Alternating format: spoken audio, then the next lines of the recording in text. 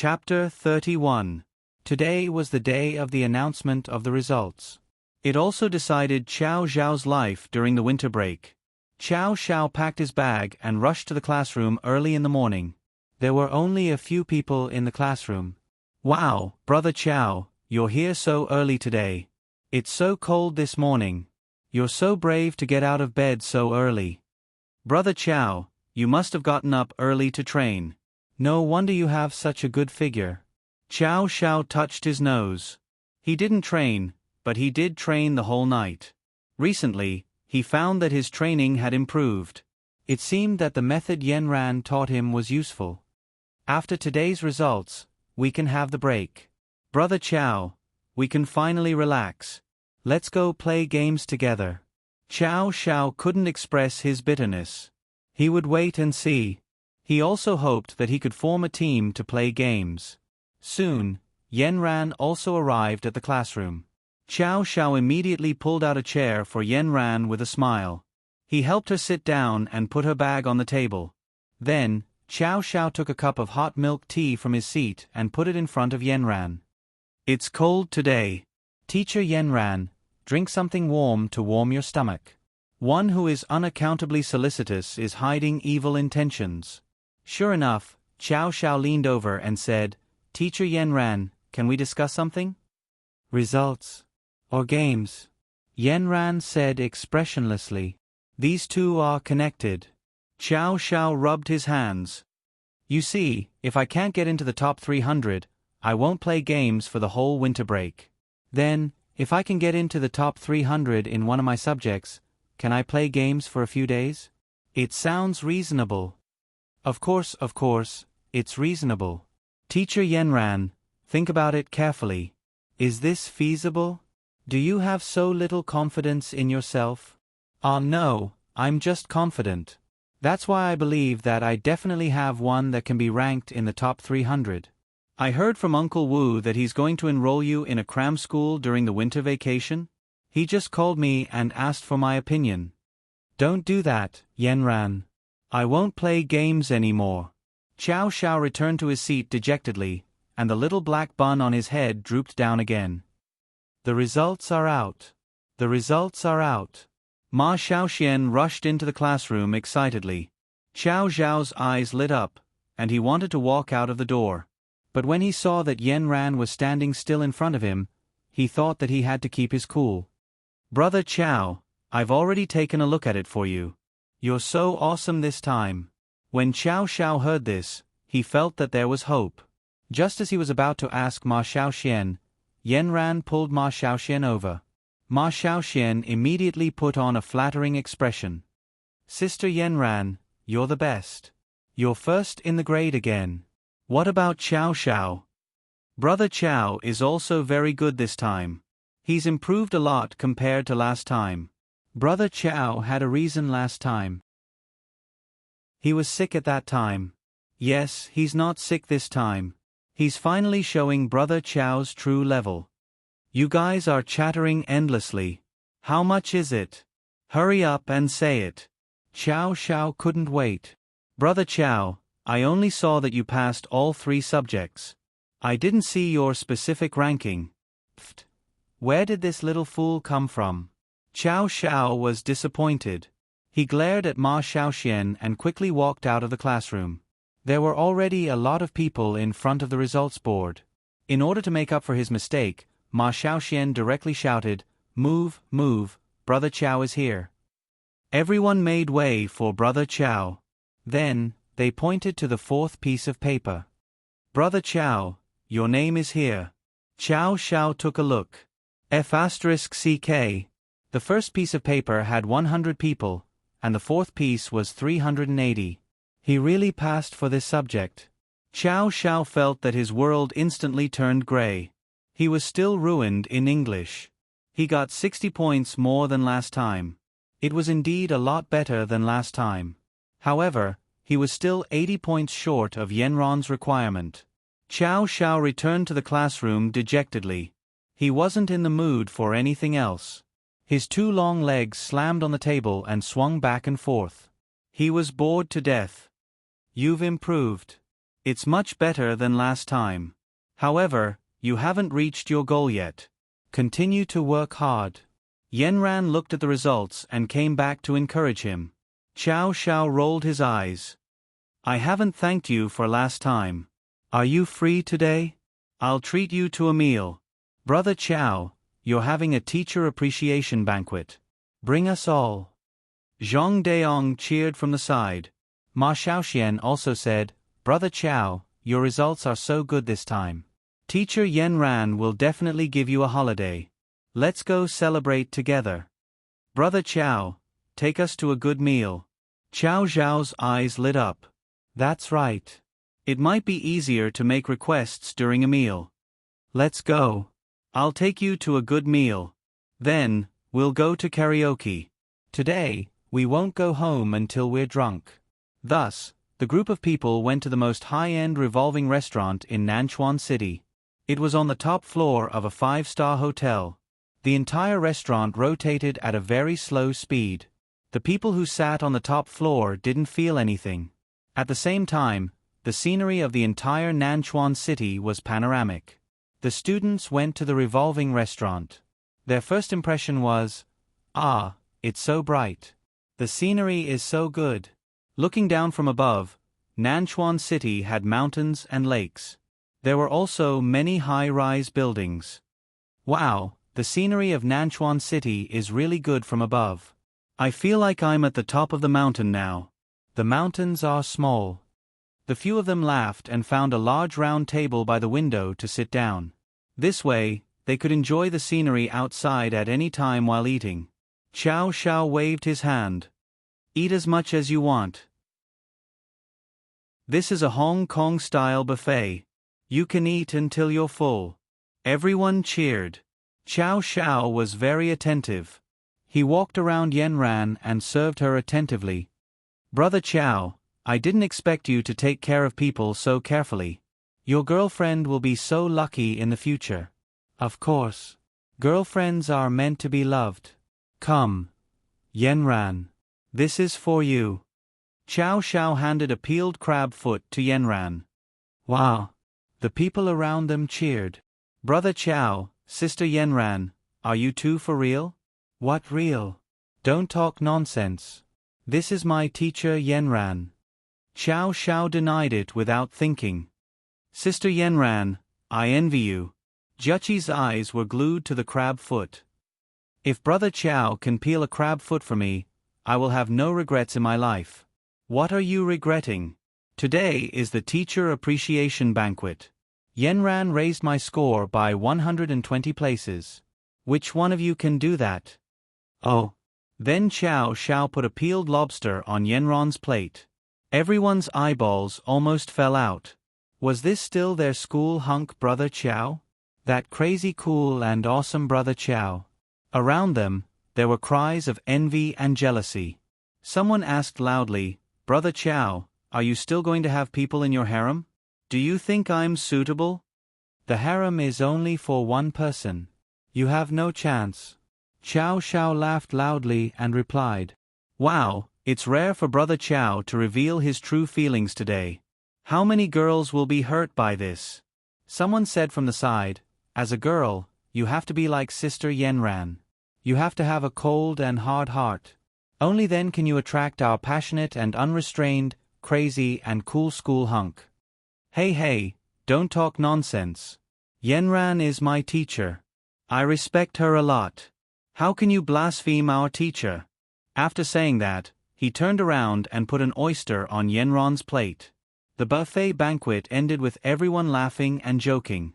The hotel's facilities were very good. There was a high-end KTV downstairs. After the group of people drank and ate to their heart's content, they went straight to this place. Here, they were even more relaxed.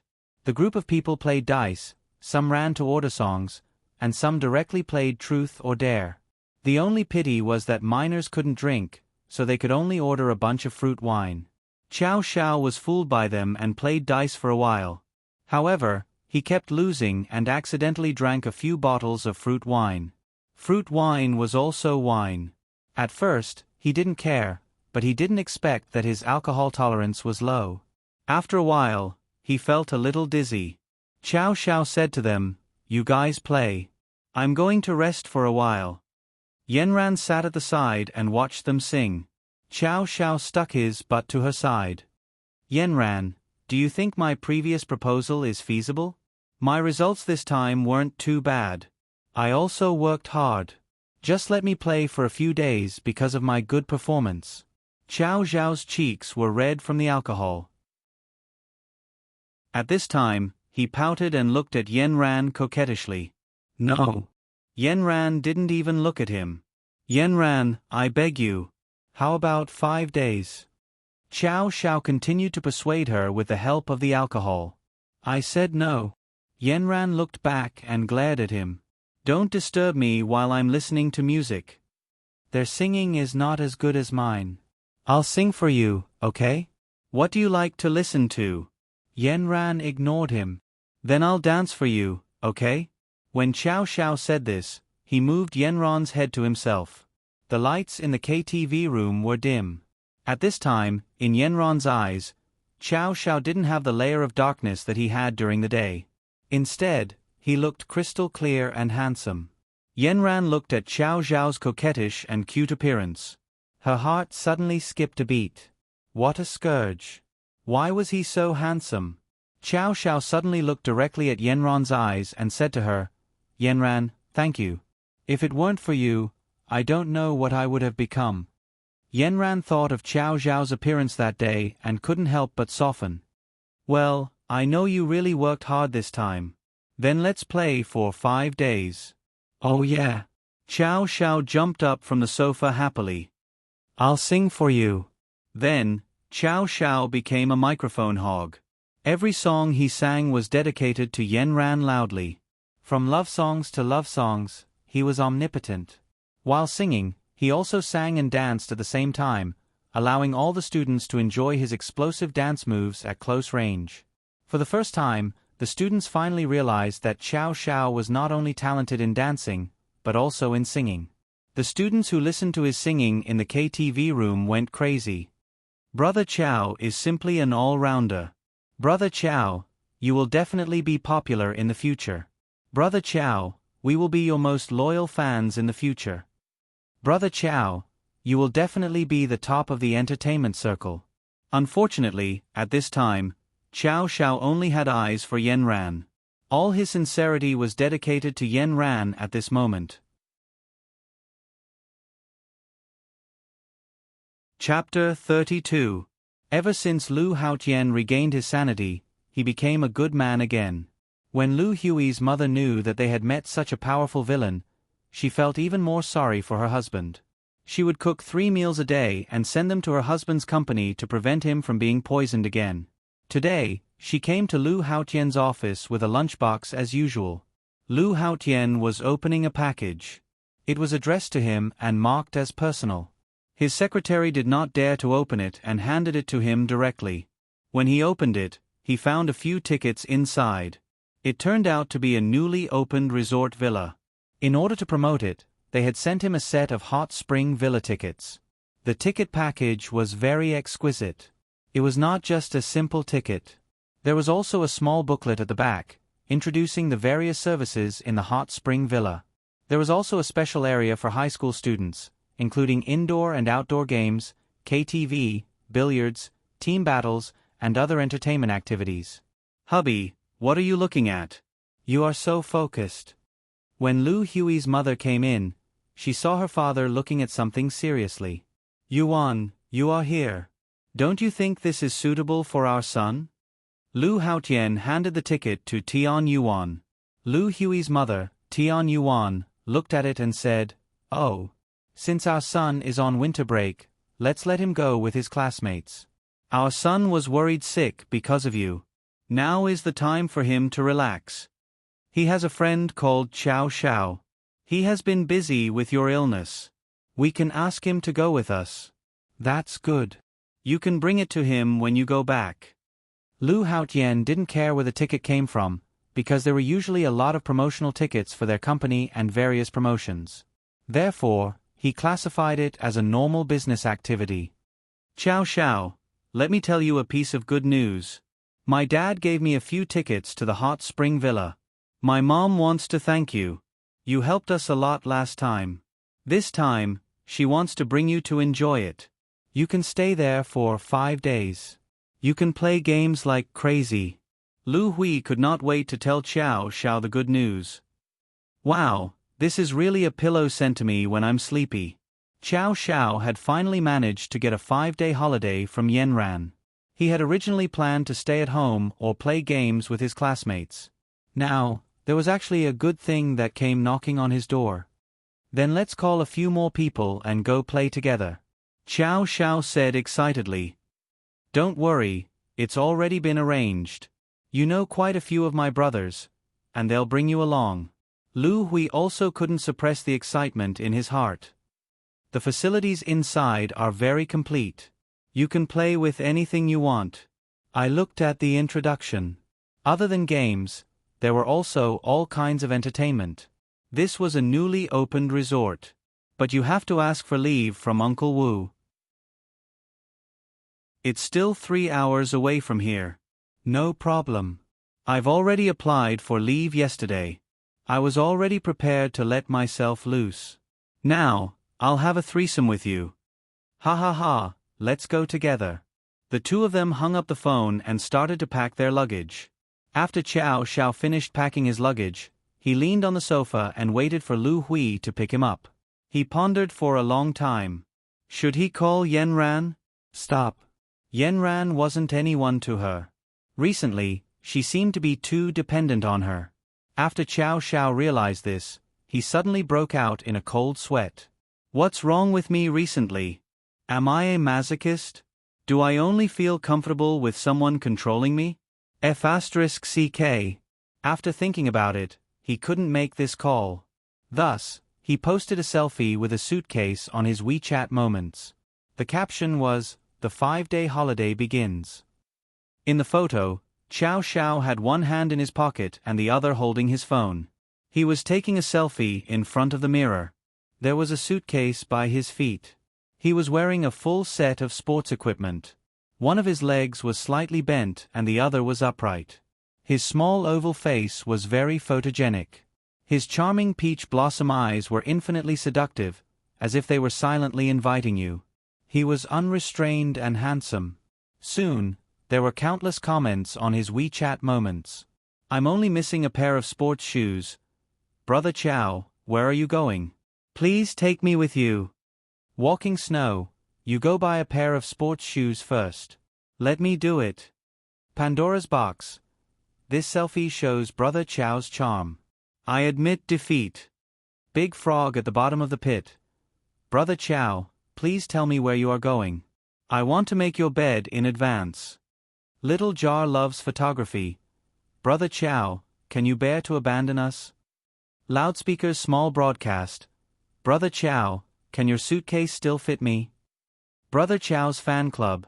Brother Chow, how can you go out without a group of people? Xiao Xiao waited for a long time. It was fine if there were no comments, but there weren't even any likes. He put away his phone. Forget it, they probably didn't see it yet. Lu Hui's car soon arrived. Uncle Wu walked Xiao Xiao to the car. Young master, be careful. If there's anything, call back. I've already transferred the money to your card. Before Uncle Wu could finish his long-winded speech, Xiao Xiao had already waved at him and the car sped away. While Xiao Xiao was getting into the car, Yanran was on a mission. She looked at the woman who had fainted next to her and called Elder Yan. Grandpa, I've caught another woman. This person has the same identity as Maggie, and according to her, there are no less than 20 people like her. They all have a common master called the Charm Lord, and their headquarters are in the southern border. It seems like they are organized. Grandpa, I suggest that we activate the second-level response. This already constitutes a second-level attack against humans. Good, well done. Contact your father first and ask him to find all the people with abnormal ages in the system. Distribute the list to cultivators everywhere. I will ask them to arrest them immediately. Yes, Grandpa. After Xiao Zhao's incident, Yanran didn't stop the investigation. She knew that Xiao Xiao was still in danger. Escaping once by luck didn't mean that the enemy would give up forever. On the contrary, according to human nature, it would lead to crazier revenge. Yanran followed the clues and finally got some clues after interrogating Maggie and Li Shan. Her mission today was to apprehend this newly discovered criminal and bring him to justice. Thanks to the good confidentiality, the woman didn't know anything and was directly arrested by Yanran. After all kinds of torture and inducements, she got the key clues. These days, she was so busy that her feet didn't stick to the ground. She flew all over the country. It was the winter vacation, so she was free. Grandpa wanted to train her and let her be in charge of this case. This was the first time she was in charge of a major case. In the past, she was only in charge of the execution.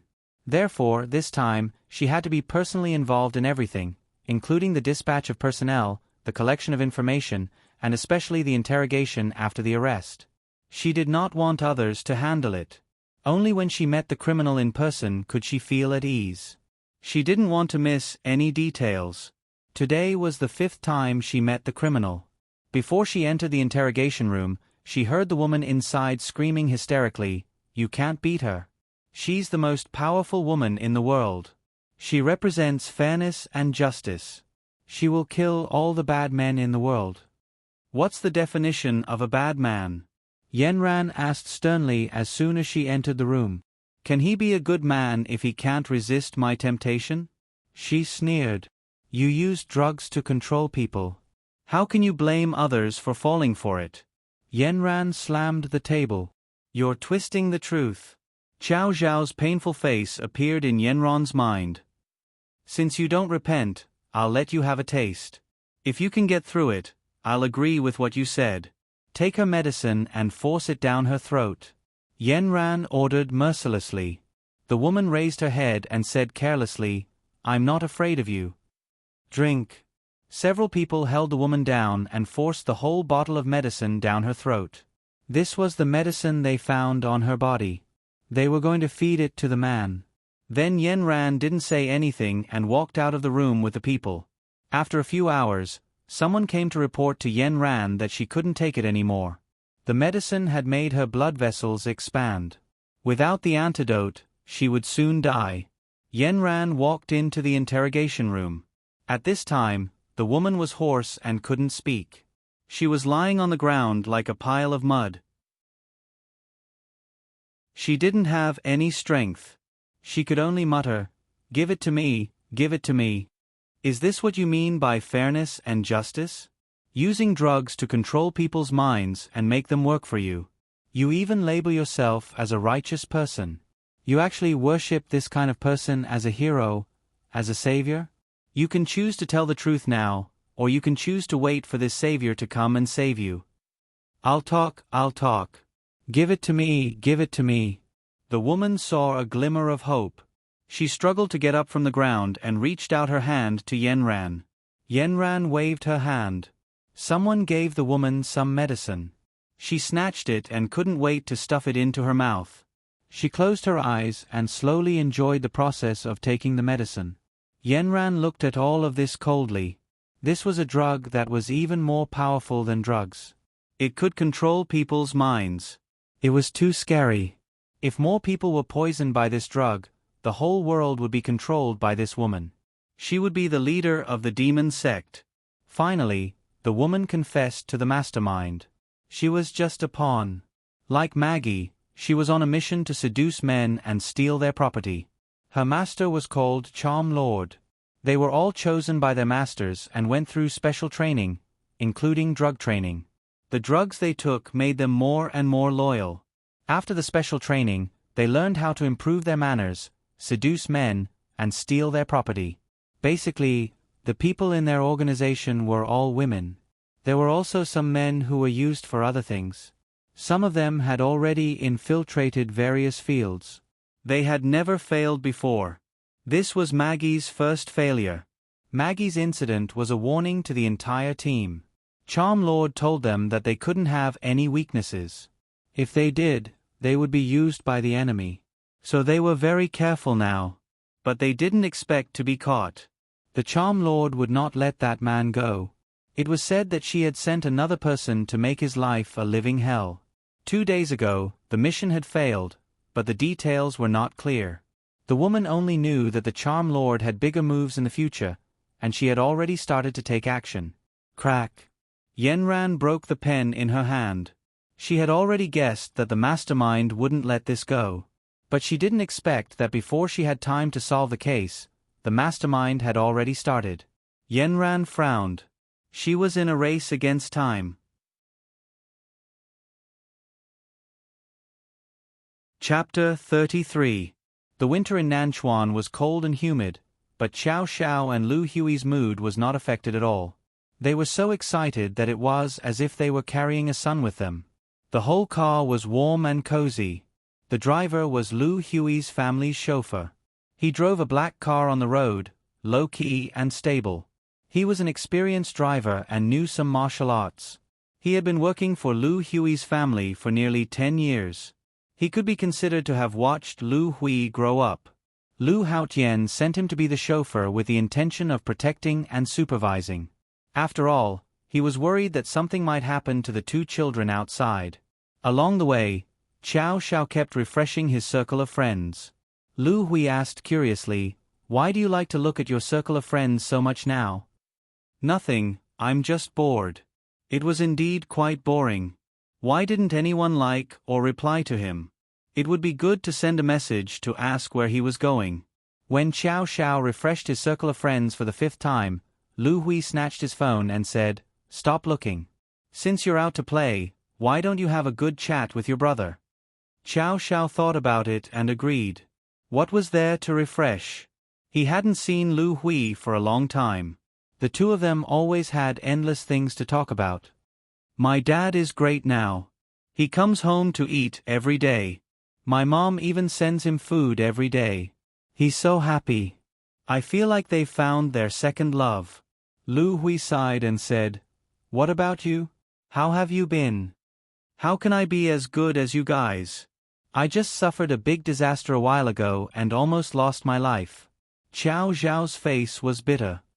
"Why didn't you tell me about this? Do you still treat me as a good brother?" Lu Hui hooked Xiao Zhao's neck. "Isn't it because I don't want you to worry?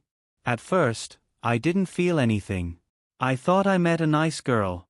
I didn't expect her to be in the same group as Maggie." "What did you say? She's in the same group as the girl last time? How did you know?" "I have to thank Yenran for this. She was the one who discovered the abnormality. I don't know what drug that woman gave me, but it made me seem like I was addicted to drugs. I almost died." Xiao Xiao shuddered at the thought of it. Lu Hui was, after all, slightly older, so he quickly figured out the crux of the matter. If that's the case, then there must be a boss behind her. Looks like we've offended an organization. Lu Hui was also a little worried. "It's all my fault for implicating you." Lu Hui was filled with regret. "What are you talking about? We're all buddies. Most importantly, these bad guys are everywhere. It's really impossible to guard against them. It's a good thing that we left home for a vacation. It seems like it was a wise decision." "I think so too. At this time, we still have to be afraid at home. Where are they going to find us if we come out?" The 2 young masters are right. Now that we're out, we shouldn't think about those troublesome things. Evil will never prevail over good. Wasn't the chairman acting strangely some time ago? You've been bewitched by that woman. In the end, you still think that home is the best. The driver wasn't too clear about what happened at that time. He only knew that the chairman had a woman outside and turned the house upside down. Xiao Xiao and Lu Hui looked at each other and didn't continue this topic. Soon, the car smoothly drove out of Nanchuan City and onto the highway. This time, their destination was a suburban resort.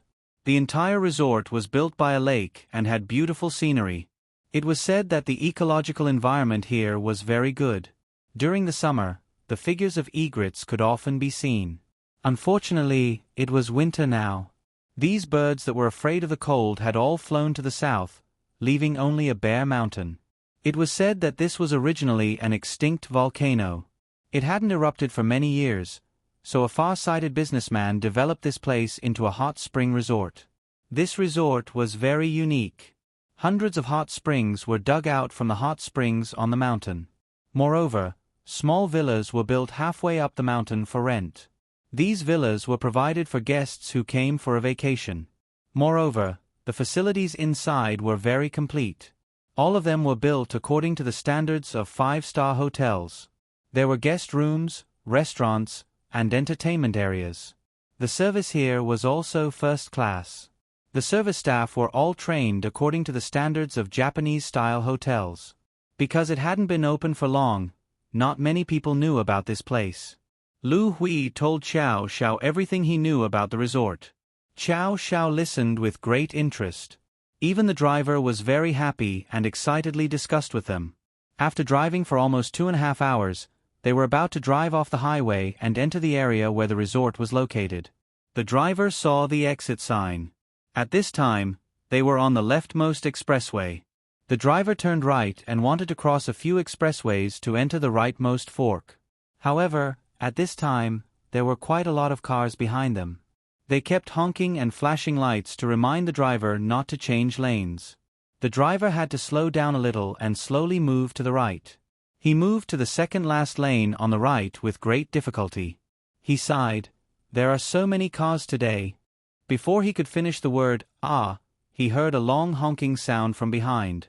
The driver looked in the rearview mirror on the right and was shocked.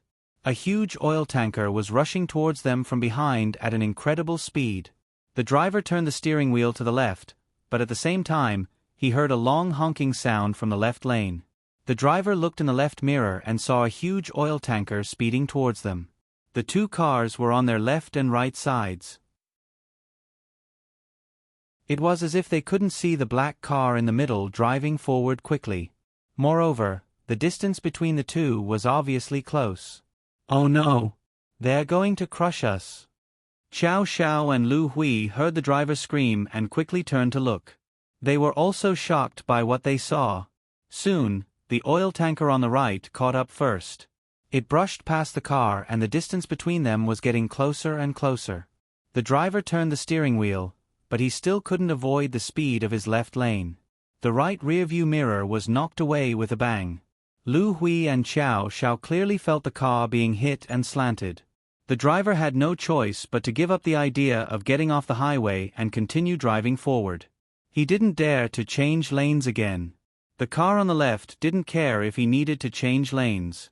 Instead, it directly rammed into him from the side. There was a wolf on the left and a tiger on the right. The right rearview mirror was gone. The left rearview mirror was also knocked away. The car was in an S shape between the two oil tankers. Their car became a bumper car. Xiao Xiao and Lu Hui were knocked around in the car. The driver could only think of a way to control the steering wheel and use all his strength to step on the brakes. However, the two oil tankers were too fast. They were already driving the car forward. Some of the wheels of the car were knocked off the ground and sparks flew out. The side of the car kept hitting the oil tankers and sparks flew out. Xiao Xiao looked at the big word "explode" on the oil tanker and his scalp went numb. If the oil tanker exploded because of the accident, everyone and the surrounding cars would suffer. The driver in front shouted, "I can't hold on any longer. The car is in the air and the brakes are not working." Lu Hui yelled, "Hold on! Hold on! You must hold on! Don't let go of the steering wheel! Don't let go!" Right at this critical moment, Xiao Xiao suddenly unleashed all of the fiendish energy in her body, sinking her entire body down. The car seemed to be weighed by 1,000 pounds. It quickly sank to the ground. Because of the speed and weight, there was a loud sound of friction on the ground. Sparks had already splashed to the window. However, because the wheels found the ground, the brakes were activated again. The car finally slowed down in the angle between the two oil tankers. The two oil tankers quickly closed in and moved forward. When there was no space in the middle, they moved forward side by side. The tail of the second car gave the car a fatal blow. The huge swing of the tail had deformed the front of the car and the hood of the car had been bounced up. When the cars behind saw such a fierce battle in front, they all stopped, giving the 3 cars in front a full display. When the car finally had a chance to breathe, the driver used the last of his strength to quickly turn the car to the right and finally stopped by the side of the road. The driver quickly opened the door and shouted to Qiao Xiao and Lu Hui, "Get out of the car is going to explode." The 3 of them stumbled out of the car. They didn't even have time to grab their things and quickly ran to the back of the highway. Just as they ran about 100 meters, a huge explosion sounded behind them. The huge wave set off by the explosion sent all 3 of them flying. At the same time, the huge wave also forced the surrounding cars to stop. Then there was a chain collision. The entire highway was a tragic scene. Qiao Xiao, Lu Hui, and the driver stood up with great difficulty. They looked back at the scene of the explosion with lingering fear. It was too scary. They had walked through the gates of hell this time. "Young masters, are you two okay?" Qiao Xiao looked at his tattered clothes and smiled bitterly. "I'm okay, but my handsome image is ruined." Lu Hui was a little unluckier than Qiao Xiao. His arm was scratched. "Old Wang, are you okay? How did that happen?" "I don't know." The 2 tankers suddenly rushed over from the left and right. I was not prepared at all. Also, I turned on the turn signal, but they didn't slow down. If it wasn't for the highway, I would have suspected that the 2 cars deliberately went against us. Lu Hui said, "It can't be so coincidental, right?" He and Qiao Xiao looked at each other. Qiao Xiao also shook his head. "I don't think it can be so coincidental. We made a last-minute decision. They couldn't leave now. They could only stay at the scene and wait for the police to come and ask questions." Several police cars looked at the surveillance and heard the news. When they saw the chain collision on the highway, they had a headache. The only fortunate thing this time was that there were no casualties. Qiao Xiao cursed in her heart. She hadn't cultivated enough devil qi. Otherwise, she would have pushed the tanker to the side a long time ago. If Yanran was here, she wouldn't be in such a sorry state. Thinking of Yanran, he took out his mobile phone and checked his WeChat moments. There were no new posts, no likes, and no comments.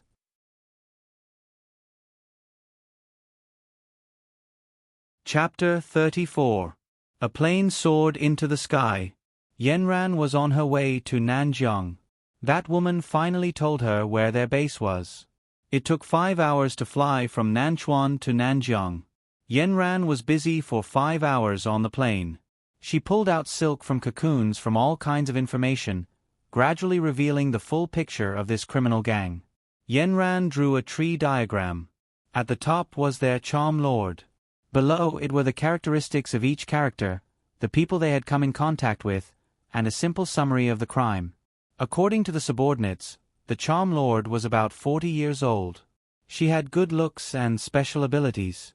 She cultivated all kinds of goo worms at home. Not every subordinate had been here before, but every subordinate knew the glorious deeds of the charm lord like the back of their minds. After being brainwashed, the charm lord's various abilities had become a godlike existence in their hearts. The charm lord was very powerful, so every aspect of her was legendary in the entire organization. This was a great help to Yanran in her investigation of this criminal gang. Yanran guessed that she might have been hurt by love. The goo arts passed down from her ancestors gave her the courage to do evil. Moreover, this kind of goo arts was very secretive.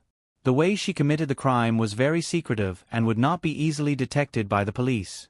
From this, she deduced that the charm lord was not a criminal who would openly commit murder and robbery. She would only do small things secretly to prevent the police from targeting her. The goo poison was very secretive. If it was not for the fact that cultivators like them had found traces of it, coupled with her grandfather's vast knowledge, they would not have thought of such a harmful thing. The world was big and full of strange things. Yanran rubbed her furrowed brows. She was exhausted after staying up all night for so many days. At this time, her eyes were bloodshot. However, her eyes were still as clear as a spring. She wanted to capture the charm lord before she did anything evil again. Yen Ran, eat something. A magnetic voice sounded, and a slender hand reached out from the side, holding a small piece of bread in it. You've been too tired these 2 days. Everyone's heart aches for you. Words of concern floated out from the magnetic voice. Thank you, Huagang. Don't be so courteous with me. You're working so hard. My heart aches when I see you. His gentle eyes were overflowing with concern. Yenran's lips curled into a smile as she lowered her head to continue reading the information. The incident this time was a big deal for the southern aristocratic families. Many cultivators were transferred over to fight together. Huagang did not expect that Yenran would actually become their leader. Along the way, her calmness and decisiveness in killing had deeply attracted him. Huagang looked at the girl whom he had known since childhood. Because both families were cultivators, they had been close since they were young. He was older than her by 2 years, but since young, Yenran had always been calm and collected. This girl's mental age was far more mature than his. Seeing her grow more and more beautiful, more and more outstanding, his gaze was involuntarily attracted to her. He believed that very soon, she would become an existence that people in the cultivation world would look up to, and his wish was to have the opportunity to walk side by side with her in the clouds. Xiao Xiao took the opportunity when the police were interrogating to take a picture of the scene of the explosion and posted it on his WeChat Moments with the caption, "Going out was not smooth." Immediately after, his WeChat Moments exploded. Dumpling-loving dough bun. F***CK. Brother Chow, where is this car accident scene? It looks so exaggerated. Riding waves with you. Brother Chow, are you okay? Did the explosion damage your handsome face? Jiu Chow. Brother Chow, you're still so concerned about the people's livelihood when you're on vacation. Sand Eagle crossing the river. Brother Chow, wait for a moment. I'll cross 3,000 kilometers to pick you up. Walking snow. Don't let the car accident affect your vacation mood. Xiao Xiao waited for a long time, but he still did not receive a reply from a certain someone. He silently put away his phone. Let's go. I've already talked to the police. They'll retrieve the video to reconstruct the scene. They won't let the 2 tankers off easily. The driver, Old Wang, stayed at the scene. He still had to deal with the follow-up matters. The insurance company also came. One of the cars was completely destroyed, and all kinds of procedures were very complicated. 2 police officers came to record Xiao Xiao and Lu Hui's statements. One was male and one was female. The male was slightly older, and the female looked like a young beauty who had just graduated. After they described what happened, they signed their statements. When the policeman saw Xiao Xiao, he said directly, "Young man, you're so handsome." "Big brother police officer, I'm already in such a sorry state, and you still say I'm handsome." The beautiful police officer beside him nodded repeatedly. "When I saw you just now, I thought you were a celebrity. I even imagined a big conspiracy just now. Comrade police officers, you're so humorous." After Xiao Xiao and Lu Hui finished their statements, they were allowed to leave first. The 2 of them now only had their wallets and phones. Fortunately, they carried them with them. The suitcases that followed the car were all destroyed. What do we do now? The suitcases are gone, and we're still on the highway. How are we going to leave? Let's wait. I'll ask my dad to send another car to pick us up. Lu Hui looked around and felt a headache. Xiao Xiao winked at Lu Hui. Watch me. He walked in front of the beautiful police officer and smiled at her. Beauty, we were miserable just now. Can I trouble you to send us to a place where we can get a taxi? The beautiful police officer raised her head and a handsome face looked at her with a smile. She suddenly blushed and nodded. I'll send you for a while to serve the people. Lu Hui and Xiao Xiao got into the car, and the beautiful police officer directly sent them off the highway. Along the way, Xiao Xiao and the beautiful police officer chatted enthusiastically. Hearing that they were going to Egret Resort Villa, the little beauty directly drove the car to the entrance of the villa. She and Xiao Xiao added each other on WeChat and said that they would contact each other later. The little beauty reluctantly drove away. Xiao Xiao, it's only been a few years, and your charm has grown. In a few years, can you still handle it? Isn't expanding my circle of friends a good thing? It's helpful for my cultivation. 80% of your circle of friends are girls, right? It doesn't matter if it's a man or a woman, as long as there's spiritual energy. The two of them talked and laughed as they walked through the villa's entrance. The resort villa was indeed as magnificent as the legends said. It was decorated with carved railings and painted buildings, and it was decorated with an antique flavor. The villa's entrance was a very tall archway. It wasn't a real entrance, but an open passageway. After entering the entrance, they walked in. On both sides of the road stood plane trees. Although it was winter, they could still see their tall and mighty stature. Today's sun was a bit glaring. Chow Chow threw his sunglasses in the car. At this time, he could only slightly cover his eyes with his hands to prevent his eyes from being burned by the sun. The two of them walked along the path of the parasol tree, and what greeted them was an antique guest house. There were two receptionists standing at the door. The two of them were very cute, wearing pink cashmere overcoats with pink earmuffs on their ears. Brother Hui, are these two hostesses wearing pink clothes? Chow Chow suddenly asked Lu Hui. Lu Hui was stunned for a moment, then suddenly reacted. Your eyes can see.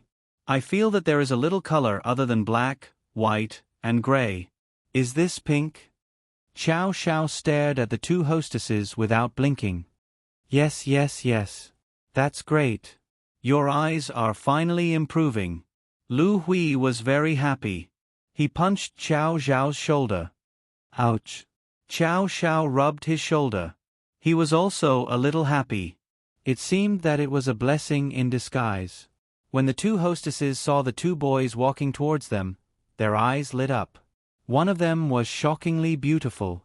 His facial features were exquisite, and he was handsome. The way he walked was like a star. However, the two of them were wrinkled as if they were picked up from the garbage. Seeing that he kept staring at them, the two of them couldn't help but curl their lips and laugh. Welcome to Egret Resort. The two girls bowed at a standard 90 degrees. Lu Hui took out 2 tickets from his wallet and waved them to the two girls. We are here for a vacation. Welcome. Welcome. We will definitely make the two of you feel at home here. Please go to the lobby to register. The two of them walked into the magnificent lobby. This high-rise lobby was decorated magnificently. A large chandelier hung from the ceiling and shone with golden light. The two of them walked to the front desk, took out their ID cards and tickets, and handed them to the receptionist. The girl was shocked by Chow Zhao's beauty. One of them was born to be the idol of the day. However, when she saw their clothes, she was stunned. Then, the smile on her face was like the arrival of spring. Welcome to Egret Resort. Do the two of you need to check your luggage? Chow Chow and Lu Hui looked at each other. Didn't you make us feel at home? We came empty-handed. The girl immediately smiled. The two of you are so wise. How heavy is a suitcase? We have everything here. If you need anything, just ask the staff. There were other guests in the lobby who were checking in, but overall, there weren't many people. After Chow Chow and Lu Hui checked in, a receptionist immediately led them to their rooms. Along the way, she enthusiastically introduced the services inside. We have a lot of entertainment here. The two of you have traveled a long way to come here. I guess the first thing you want to do is to soak in a hot spring and relax your body. This is our hot spring introduction. We have all kinds of pools. If you just want to relieve your fatigue today, you can rest in the small pool next to your room. Tomorrow or the day after, you can experience our other special pools. Our restaurants are all 5-star and above. They are divided into several large restaurants. There are Sichuan braised dishes, Cantonese dishes, and Huayong dishes. You can choose from them depending on your taste. The hotel usually comes with some gyms to read books. These are all available. Game rooms, internet cafes, amusement parks, and outdoor activities are all very rich. We have a small casino. Many guests come here for this. We also have some entertainment facilities, such as taking a cable car to the top of the mountain to see the night view. At the back of the mountain, there are hunting, real-life battles, and role-playing. Everything is available. The two of you are here for the first time. You can slowly play and experience all the activities. Then, you can find your favorite and start to play. The most popular collective activities here are ranked first by the hot spring, second by the casino, and third by the night large-scale singing and dancing. As they spoke, they had already reached the door of their room. The receptionist helped them swipe the room card and open the door. Then, she bowed 90 degrees again and revealed a big smile. She made a gesture of inviting them in. Thank you again for choosing Egret Resort. I hope you have a good time.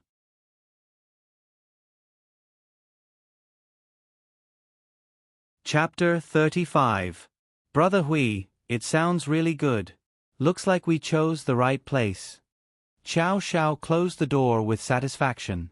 I think we're destined for good fortune after surviving a great disaster. The car accident didn't kill us, so we're compensated. Lu Hui was also very satisfied. The two began to look around the room. This was a suite of nearly 80 square meters. The two master bedrooms took up nearly 40 square meters, and each room was 20 square meters. There was a 2-meter wide bed in each room. Outside these two rooms was a large living room with a long L-shaped sofa. The TV on the opposite side was at least 80 inches. In the corner of the living room was a bar with a wine cabinet. There were several bottles of wine in it. There wasn't much furniture in the room, but everything was exquisite, especially the various small decorations, room service, and carefully folded towels. This place looks pretty good. It's comparable to my home. Xiao Xiao leaned on the sofa and stretched with satisfaction. Your family has mines. Who can compare to you? Speaking of which, where did your money come from? Where else could it come from? I brought it from the Devil Realm. These things are all handled by Uncle Wu. He said that the family has an endless amount of money. I think you're the representative of a rich man's son. Unlike us, who have to work hard to do business. You've been reincarnated really well. What's so good about it? No matter how good you are, you still have to come to the human world to gain experience. You haven't suffered at all. What kind of experience is this? How is it not? I've almost died twice. Then aren't you not dead? I'm very curious. Where are you going if you die? Are you going straight back to the Devil Realm? How would I know? I've never died before. But I heard that after people die, they go to the underworld. I can't believe I met a little monster like you. It's our fate. You're the monster. Monsters are from the demon realm, okay? I'm from the devil realm.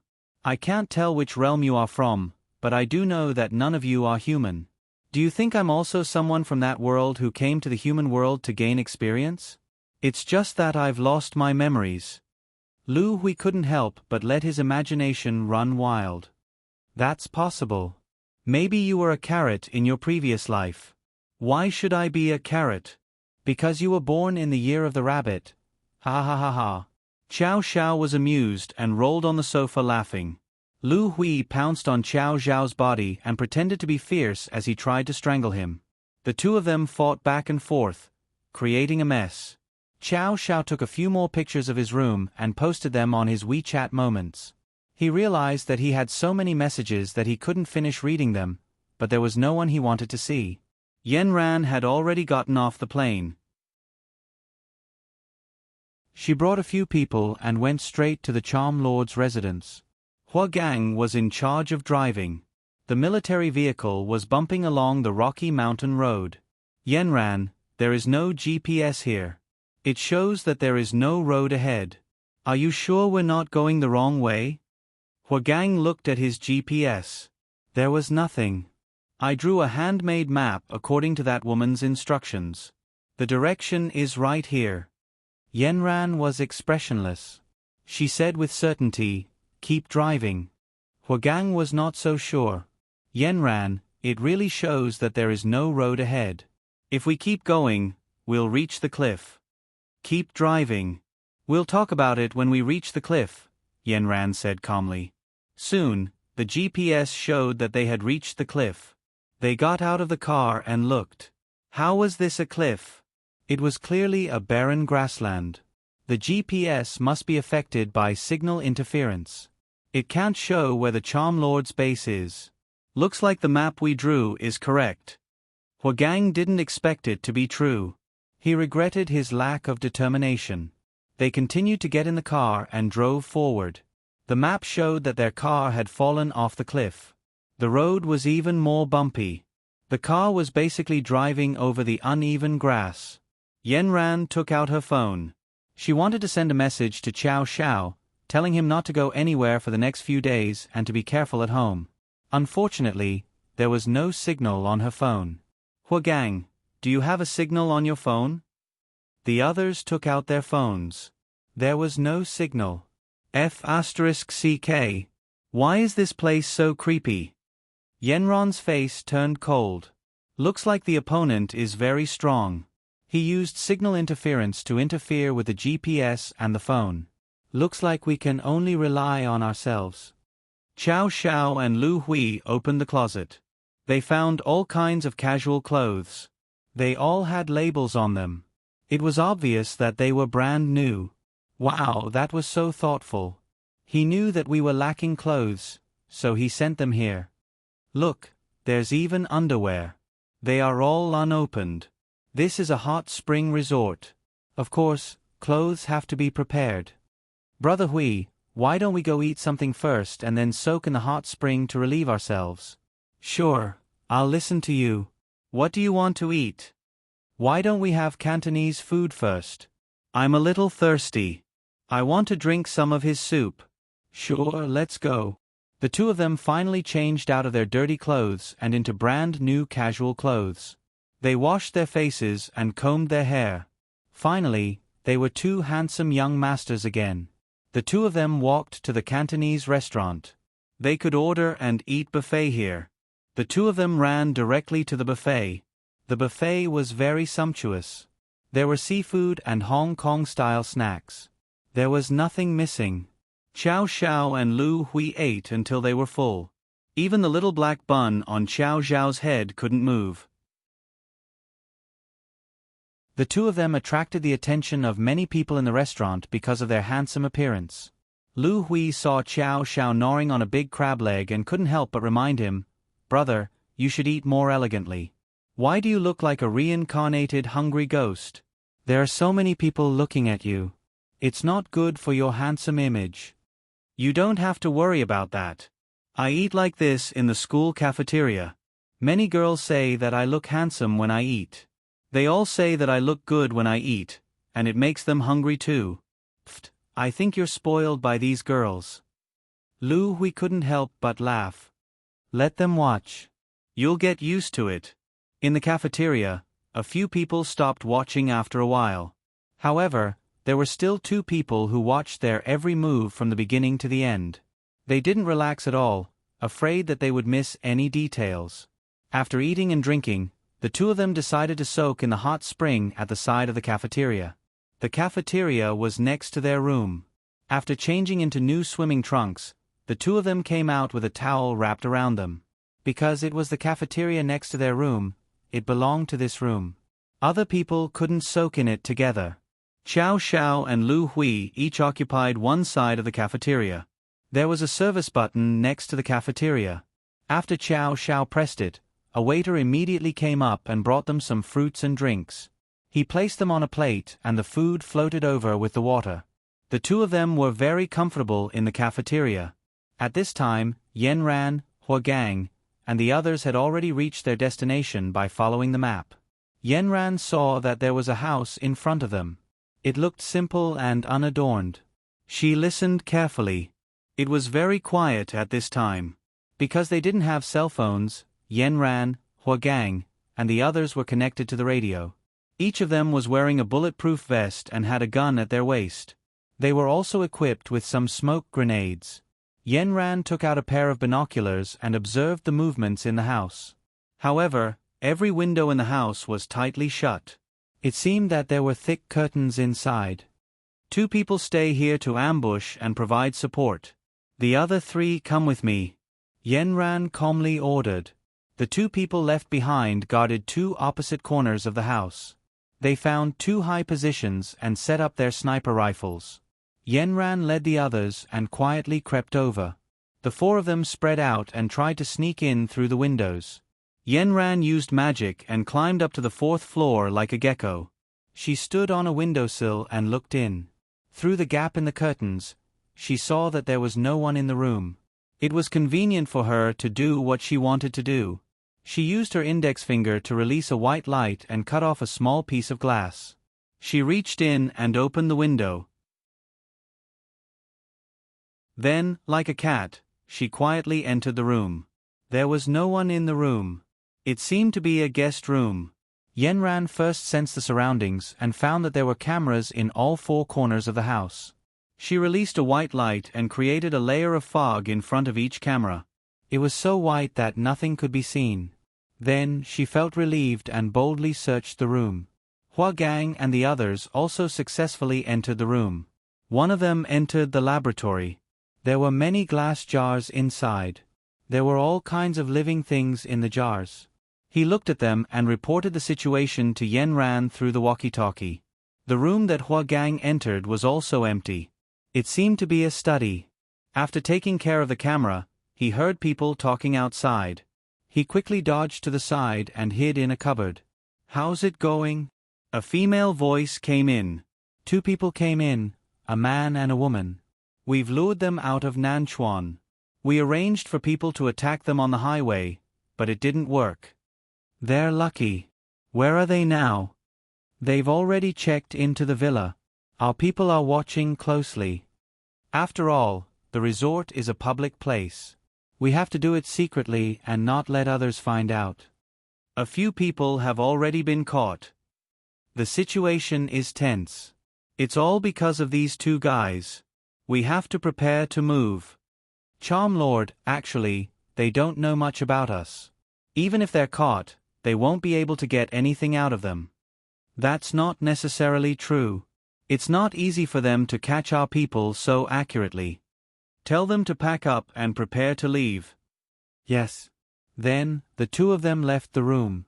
Hua Gang reported the situation to Yenran through the walkie-talkie. 2 people are discussing in the room. They're preparing to leave. Yenran thought for a moment. It seems that the female voice just now was Charmlord. Little 6, create chaos in the laboratory. After receiving the order, Little 6 lit a fire in the laboratory and quickly climbed out of the window. The fire quickly triggered the alarm, and everyone rushed to the laboratory. Little 6 looked and saw that there were about 10 people. Yenran directly ordered to kill the 10 people. Little 6 didn't hesitate. He took out his gun and aimed at the 10 people. Although there was a silencer, there was too much noise. The entire villa was noisy.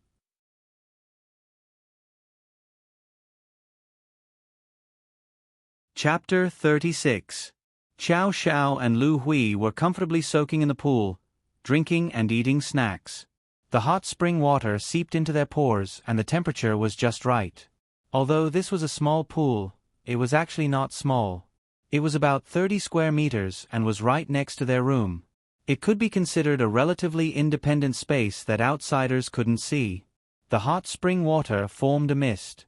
It wasn't very obvious in the winter and only wisps of it hovered above their heads. They didn't know when it started, but the green plants surrounding the pool also released wisps of mist. It mixed with the hot springs mist and entered their nostrils. "Xiao Xiao, do you smell anything?"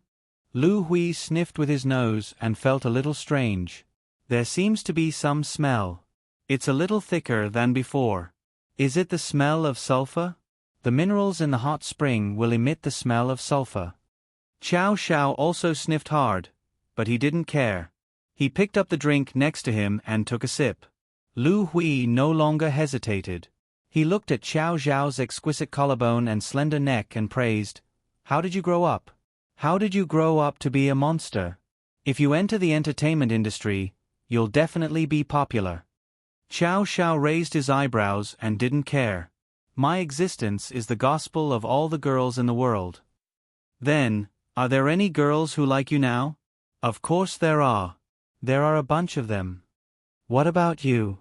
Do you have any girls you like? A cold face appeared in front of Xiao Zhao's eyes, then he shook his head. Not yet. What about that Yanran? Her. Xiao Xiao raised his voice. She's a tigress. She controls me tightly. Ha ha ha, there's actually a day when someone as arrogant and unruly as you is controlled. Can't help it. She's much better than me. The two of them talked and laughed. Gradually, they felt a little dizzy and sleepy. The two of them leaned against the pool and fell asleep. At this time, two people quietly sneaked into their room. They went around to the side of the pool and saw the two sleeping figures. They looked at each other and finally succeeded. These two people were the two people who drove the oil tanker on the highway. At that time, they didn't succeed and were scolded by their boss. In their organization, if they didn't do things well, they would be punished severely. The two men trembled as they admitted their mistakes to their boss and promised that they would find a way to complete the task. Then, they followed the two men into the egret resort. Boss had instructed them to be discreet in public and not give themselves away. The two of them searched for an opportunity for a long time before they finally found a switch. They put the medicine into the nozzle and it filled the air. They originally thought that the two of them were in the room, but they didn't expect that they were actually soaking in the hot spring next to the room. The heavens were really helping him.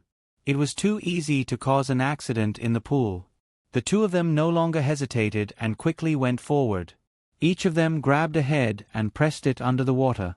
Lord Charm, this is bad. The laboratory is on fire. How did the lab catch fire? Hurry up and get all the treasures. Lord Charm just finished speaking when she thought of something. Wait, something might have happened. Did someone sneak in? Hurry up and look at the surveillance cameras. Boss, the surveillance cameras didn't see anything. No, go get your weapons and prepare for battle. Lord Charm suddenly raised her voice. Her subordinate trembled and hurriedly went to the weapons room to get his weapons. But the moment he turned around, a bullet had already hit his head and blood splattered everywhere. The Charm Lord watched as her capable subordinate fell to the ground in front of her with his eyes wide open. She hurriedly rolled on the ground and hid behind a cabinet. She pulled out her gun from her waist and looked around cautiously. Yanran and the other cultivators were very strong. Little Six alone took down 5 of the 10 people in the lab. The others knew how powerful Little Six was and quickly raised the alarm. More people rushed to the lab, but the fire in the lab blocked their way. Little Six hid outside the window and wasn't affected by the fire. He quickly climbed from one window to another and floated in from another room. The original people in the villa were like headless flies as they searched everywhere for the attacker. At that moment, a strange flute sound came from the villa. It was Lord Charm summoning her poisonous creatures. The poisonous bugs surrounded by the fire in the lab were already restless. Now that they heard the flute sound, they crawled even more crazily. Soon, due to external and internal force, they broke through the glass cover and rushed to the door. Some of the goo bugs were burned by the fire as they crawled. Some flew through the sea of fire and out of the room. The flute sound summoned them to find an unfamiliar aura. Soon, Yanran and the rest realized that some strange bugs had gathered around them. Goo bugs. At this moment, guns were useless. Yanran directly used the sword energy formed by her fingers to slash at the bugs. But not everyone was as powerful as Yanran. A few of them were bitten by the goo bugs. The places bitten by the goo bugs started to rot and expand rapidly. These goo bugs didn't fly away after taking a bite. Instead, they tried to burrow into your body. It was as if your blood and flesh were the most delicious food in the world. A goo bug burrowed into a person's body. It followed the blood vessels and crawled towards the heart. Soon, Yenron's companion was tortured to death by this goo bug. After all, there were too few people in Yenron's group. In addition, the 2 people who were waiting outside also came in. After fighting with the goo bugs, only 3 people were left. Yanran, Huagang, and Little Six. Yanran, they don't have many people left. Huagang had just killed a person and was panting as he spoke. Who are you? Why are you attacking us? At this moment, the flute sound stopped and Lord Charm's voice sounded. We represent the country to catch you scum. Huagang gritted his teeth and shouted at her. Lord Charm was alarmed when she heard that. How did they offend the country? Who let the cat out of the bag? Lord Charm rolled her eyes. Is there a misunderstanding? We are law-abiding citizens. Did you make a mistake? Huagang sneered. Why would law-abiding citizens carry guns? Aren't you being too naive? Lord Charm took advantage of the time when Huagang was talking and chanted in her heart. She directed a goo bug towards the direction of Huagang's voice. This goo bug slowly crawled over from the ground. It climbed onto his shoes and socks and slowly climbed up Huagang's pants. As it was winter, Huagang was wearing very thick clothes. The goo bug couldn't find a way out and could only slowly climb up his clothes. Lord Charm was still shouting at them. Neither side showed themselves. At this moment, if they weren't careful, their heads would be blown off immediately. Xiao Xiao felt like he was dreaming.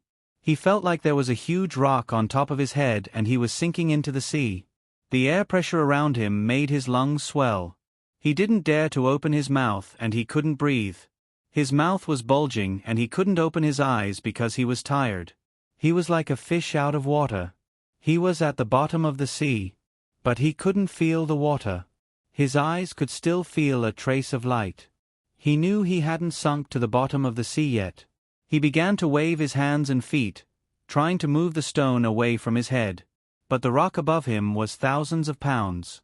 He couldn't move it with his strength alone. His throat started to taste sweet and his consciousness was a little chaotic. He felt like he was a person who had been wandering in the desert for dozens of days. He was dry from the sun and there was water around him, but he couldn't drink it. Xiao Xiao cheered himself on in his heart. Come on, come on. I can't really suffocate to death. He suddenly woke up from his coma and opened his eyes. The spicy hot spring water immediately stung his eyes, causing them to hurt. He closed his eyes again.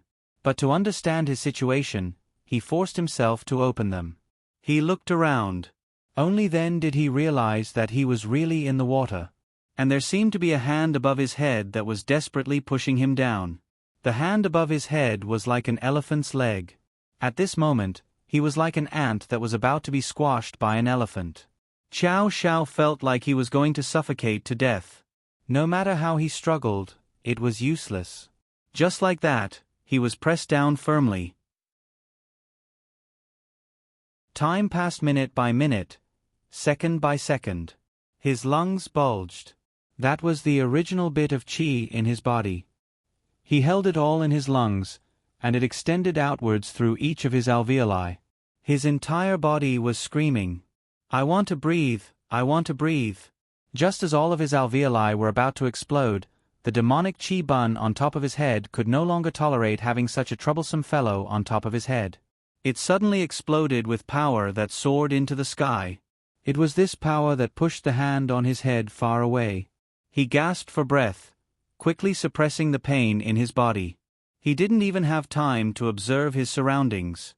He only cared about lying by the side of the pool and desperately gasping for breath. What he didn't know was that his devil energy explosion didn't just overturn the hand on his head. It also sent the hand that was pressing down on Lu Hui's head flying. The force was too great. The two of them were slammed into the wall. The shoulder blades on their backs were directly shattered. The two of them were hit until they vomited blood. When they came to their senses, they realized that Xiao Xiao was really too scary. He wasn't someone that mortals like them could fight against. Taking advantage of the fact that Xiao Xiao hadn't come to his senses, the two of them quickly supported each other and escaped. Xiao Xiao rested for a while before he recovered. He remembered that he and Lu Hui were in the hot spring. He didn't know how things turned out like this. At this time, Xiao Xiao finally had the energy to look for Lu Hui. His whole body felt like it had been run over. He was extremely tired. He saw Lu Hui lying on the surface of the water, but he was also unconscious. He no longer had the strength to pull Lu Hui up. He could only paddle to Lu Hui's side and pull him to the side of the pool. Then, He pulled Lu Hui's head up and placed it on the platform. Then, he swam to the other side of the pool with difficulty and found the button to call for help. He held on until he vaguely saw a figure coming over. Then, he completely fainted by the pool.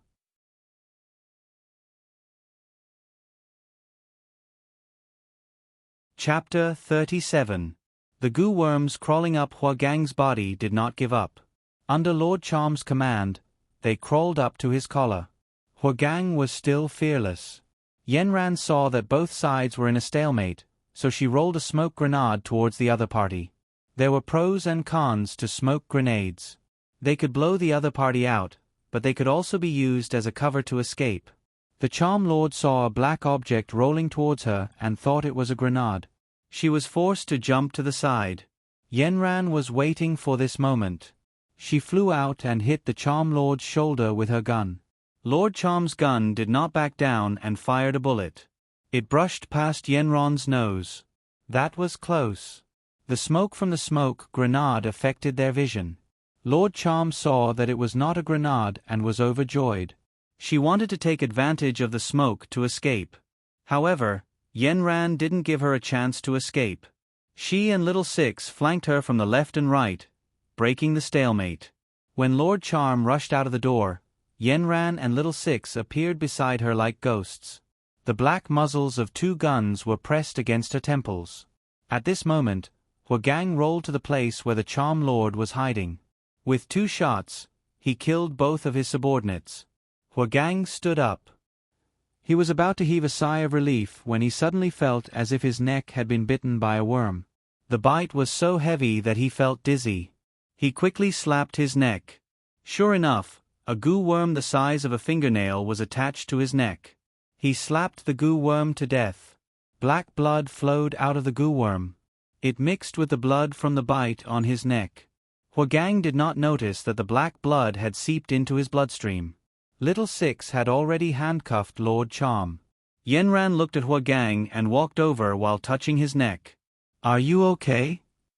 "I think I was bitten by a goo worm and bled a little."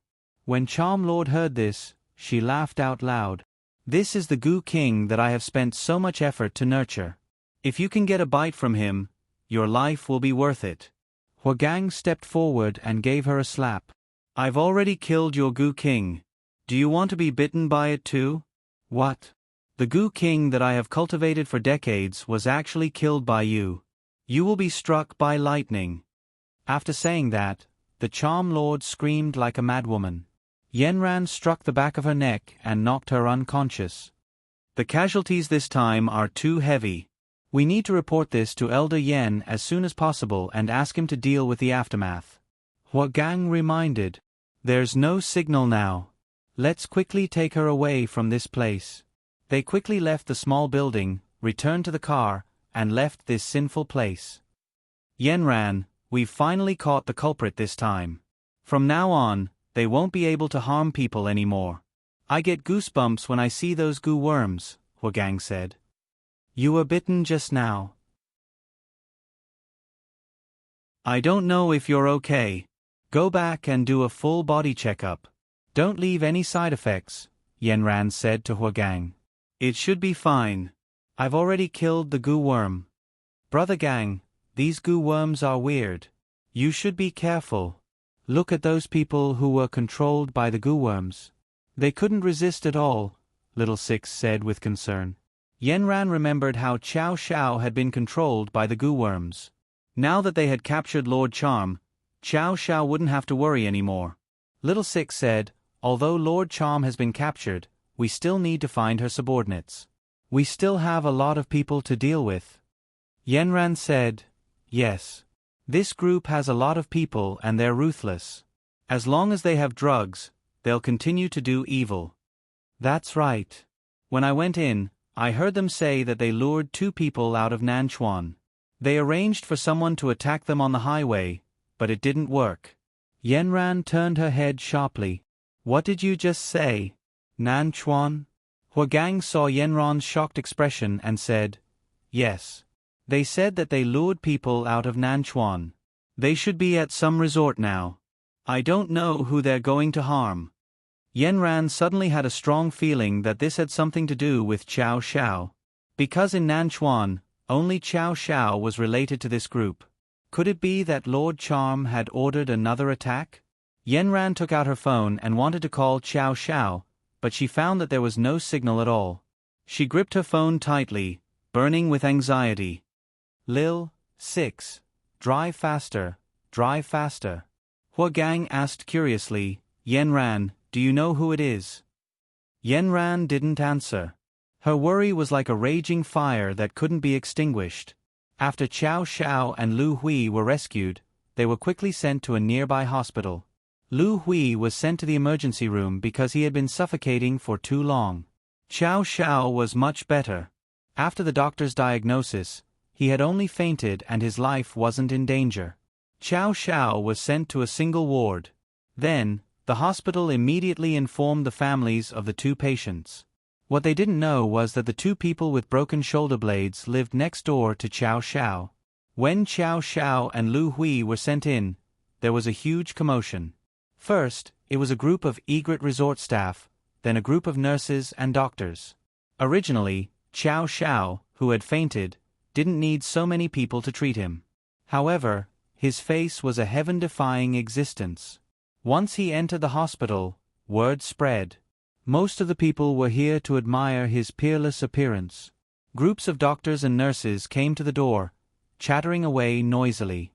Finally, the other patients couldn't stand it anymore and started to complain that the hospital ward was too noisy. Finally, this bad atmosphere was stopped. But because of this, the other two guys also came out to take a look out of curiosity with their bandages wrapped around their bodies. They recognized at a glance that this was the unfinished mission that their boss had given them. They were just worrying about how to complete this mission when someone came knocking on their door. The two of them exchanged glances and returned to the ward. They started to whisper. When it was almost 1 o'clock in the night, the two of them started to move. One of them hung the Do Not Disturb sign in front of Qiao Zhao's door. Then, the two of them flashed into Qiao Zhao's ward. Qiao Xiao lay quietly on the bed like a sleeping prince. The drip that was supposed to be taken during the day had been completed. At this time, there were still nearly 2 hours before the nurse came to check his heartbeat and blood pressure again. The two of them whispered all night. Now, they thought of an ancient criminal law. Using wet paper to cover the face, it caused suffocation to death. Their boss had emphasized to them that they must not act rashly and alert the enemy. They must not let others see that it was an abnormal death. This was their first attempt. They took a stack of toilet paper, wet it with water, and stuck it on Qiao Zhao's face. However, they didn't expect that the quality of the toilet paper was not good. It would rot when it came into contact with water. As Qiao Xiao breathed, the paper on his face was blown away by him.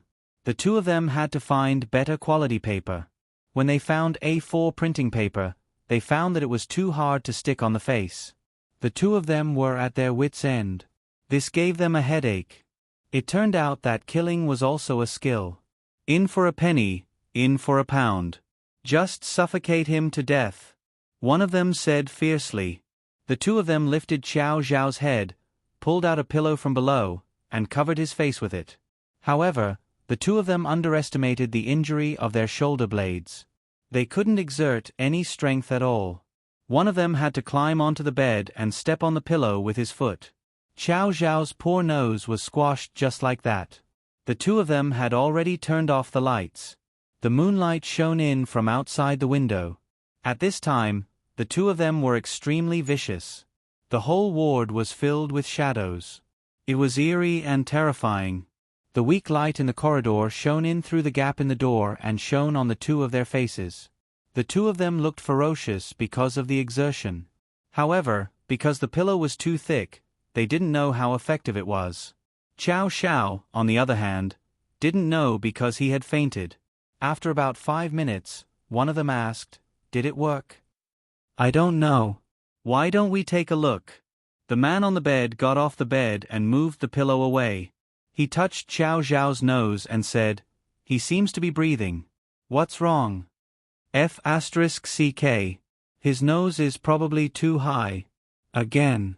I don't believe that we can't kill him. This time, the two of them stuffed the tissue directly into Qiao Zhao's nostrils. Then, they covered his face with the pillow. This time, Qiao Zhao finally reacted. He felt that he was back in the water. The uncomfortable feeling came again. He had fainted because he was too tired. Now, someone was telling him not to have a good rest. He, Qiao Zhao, was not a ball in the palm of anyone's hand.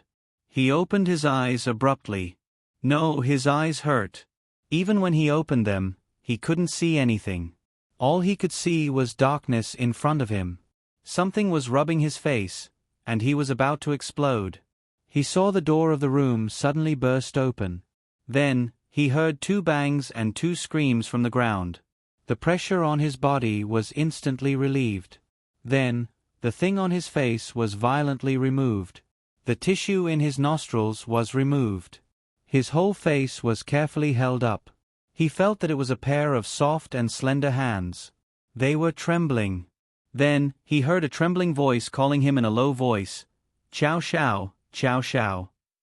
It seemed to be trembling from the bottom of her heart. Fear, worry, fear, and all kinds of emotions mixed together. It was like a color palette in the trembling voice. He recognized that it was Yen Ran. He was about to respond to her when he saw Yen Ran run out. She didn't care that it was the middle of the night. She shouted in the corridor, "Doctor, doctor." The doctor on duty was dragged out of bed by her. He hadn't put on his coat yet. One end of the stethoscope that was supposed to be hanging around his neck was still in his hand. The other end was dragged on the ground. He was dragged into the ward by Yen Ran. After Yen Ran's ruckus, several more nurses came in. After turning on the lights, they were shocked to see the situation in the room. They saw 2 people lying against the wall. They were unconscious. The back of their heads hit the wall. It was obvious that they were bleeding. The bandages on their bodies were also bloody. The whole room was a mess. At this time, Qiao Zhao was surrounded by a group of people. Yen Ran finally retreated to the corner of the room.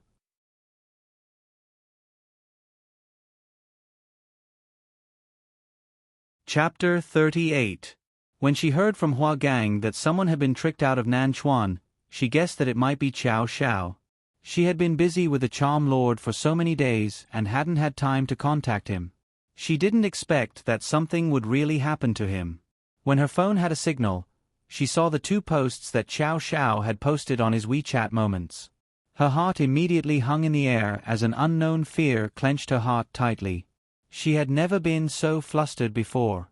She had thought that after dealing with the Charm Lord, Qiao Zhao would never be in danger again. But she hadn't expected that she would still be in a race against time. During the 5-hour flight back, she couldn't calm down for even a moment. Hua Gang and Little Six had already fallen asleep from exhaustion. The Charm Lord was still unconscious. Her mind was filled with the image of Qiao Zhao being poisoned. She wanted to force herself to rest for a while. But even if she closed her eyes, her eyeballs kept rolling in her sockets. She paced back and forth at the back of the plane, wishing that she could grow wings and fly back to Nanchuan. She had already asked Grandpa to send people to the resort, but she was still worried. She could only relax when she saw that Qiao Zhao was fine with her own eyes. When the plane landed, she received a call from Grandpa. Grandpa told her what had happened. He had already found out that Qiao Zhao and Little Six were at the resort, but they had been sent to the hospital a few hours ago because they had drowned. Something had really happened. The car accident hadn't ended, and now they had drowned. It seemed that the Charm Lord's subordinates had received orders to kill them. Anger and helplessness burned through Yenron's meridians. No matter how capable she was, she couldn't protect the person she wanted to protect. She rushed to the hospital. It was already 1 in the morning. She hadn't slept well for nearly 10 days. When she rushed into the ward, she thought that she would see Qiao Zhao lying quietly on the bed. She didn't expect to see another murder scene. A dirty foot stepped on Qiao Zhao's face through the pillow.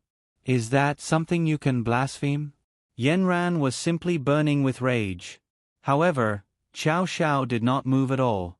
Yenran held her breath at that moment. Was she too late? Yenran didn't even use her brain to think. She directly flung the two of them away with 2 streams of sword chi.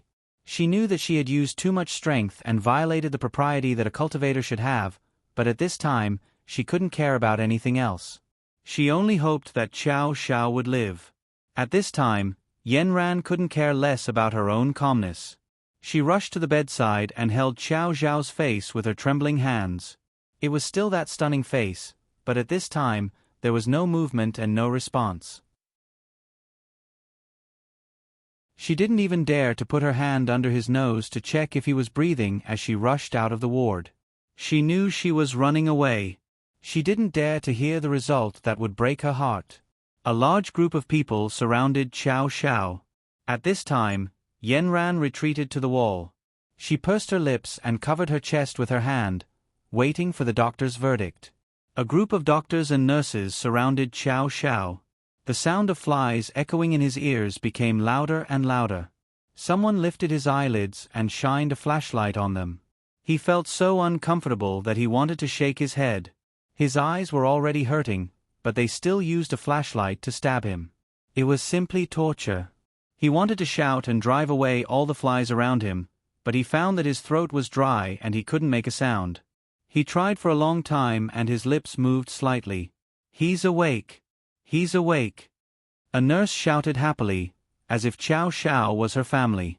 After Yenran heard it, she immediately rushed over from the wall. She pushed through the crowd and squeezed in front of Xiao Xiao. She had never lost her composure like this before. Her cold eyes revealed ecstasy. "Xiao Xiao!" She held his hand and wrapped it in her 2 palms. There was no one else in her eyes. Hey, miss, please move aside. We are checking him."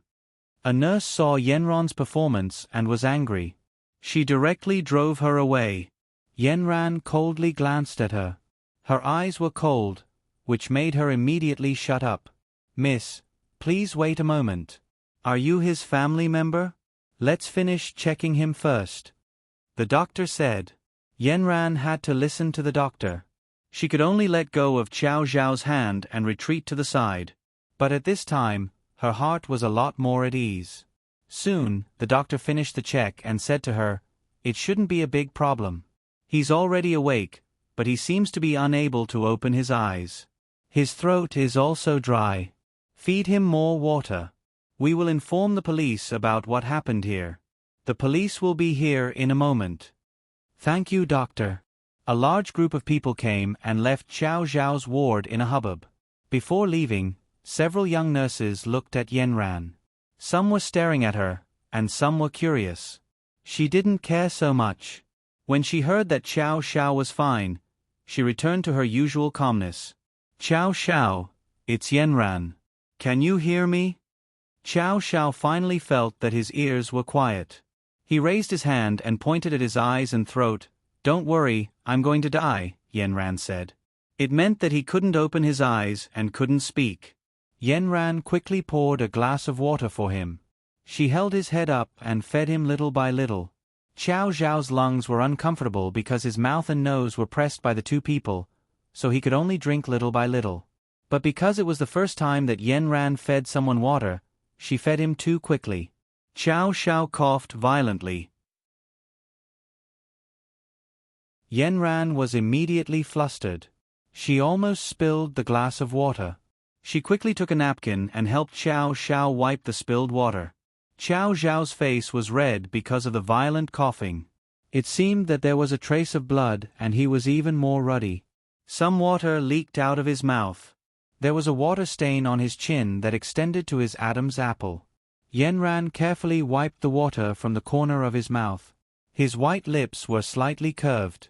His chin was delicate and well-shaped. Further down, it was his protruding Adam's apple.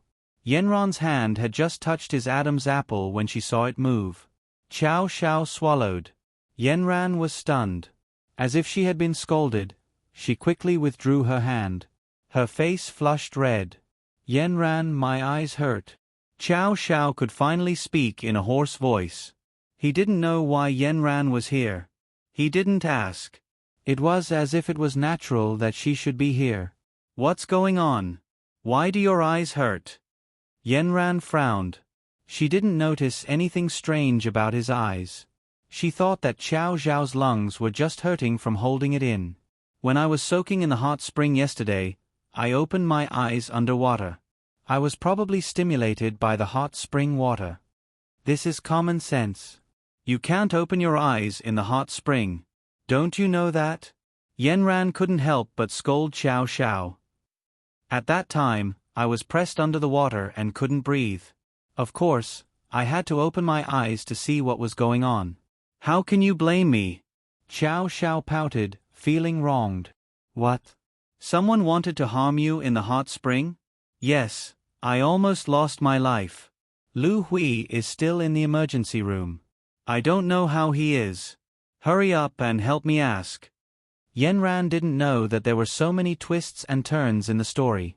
She quickly went to the nurse's station to ask about Lu Hui's situation. When she found out that he had been transferred to the ICU hospital and would be out of danger soon, she felt relieved. At this time, a large group of people came to the nurse's station. This night was destined to not be peaceful. The nurses and doctors were so noisy that they couldn't sleep. Yenran saw that it was Lu Hui's family. When Lu Hui's mother saw that Yenran was also here, she immediately cried and hugged her. How did something like this happen when the two of them were on vacation? Yenran could only hug Lu Hui's mother back. Auntie, don't be sad. Fortunately, nothing serious happened. Now that the two of them are safe, that's the best result. It's all my fault. Why did I have to let them soak in the hot spring? So many things happened. Lu Hui's father also began to blame himself. Uncle Lu, did you give them the hot spring tickets? Yes, I received 2 tickets to the resort out of the blue. I thought that the 2 children were on vacation, so I let them go and have some fun. I didn't expect something like this to happen. I don't even know how to explain to Xiao Zhao's family. Yenran knew in her heart that this was a trap. She didn't say anything more to Lu Hui's parents. She only told them that Xiao Xiao would be taken care of by her. Lu Hui's injuries were more serious, so they would have to worry about him.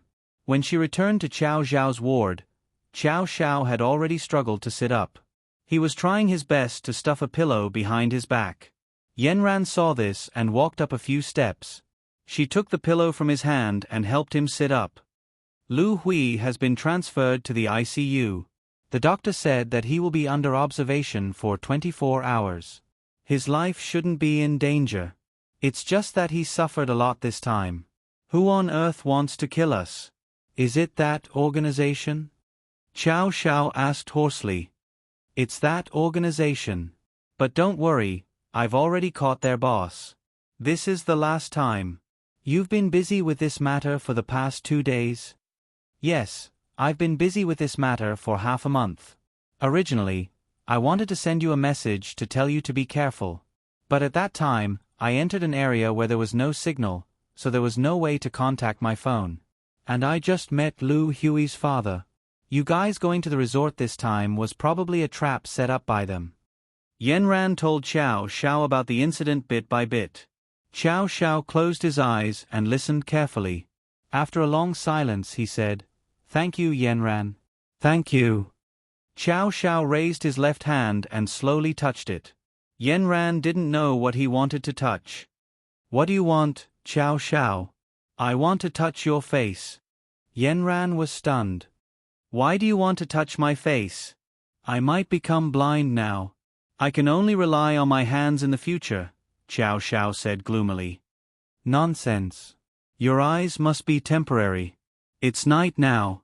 When the ophthalmologist comes to work tomorrow, he'll give you a consultation. You'll be fine.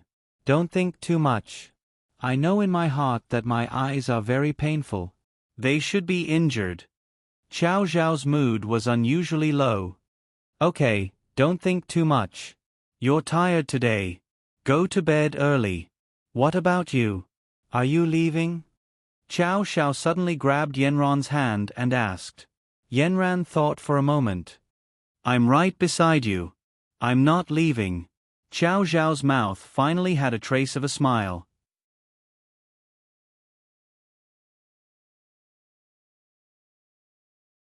Chapter 39. When a person is sick, they are always mentally fragile. Qiao Xiao is like this. Although Uncle Wu also rushed over, Qiao Xiao still pestered Yanran.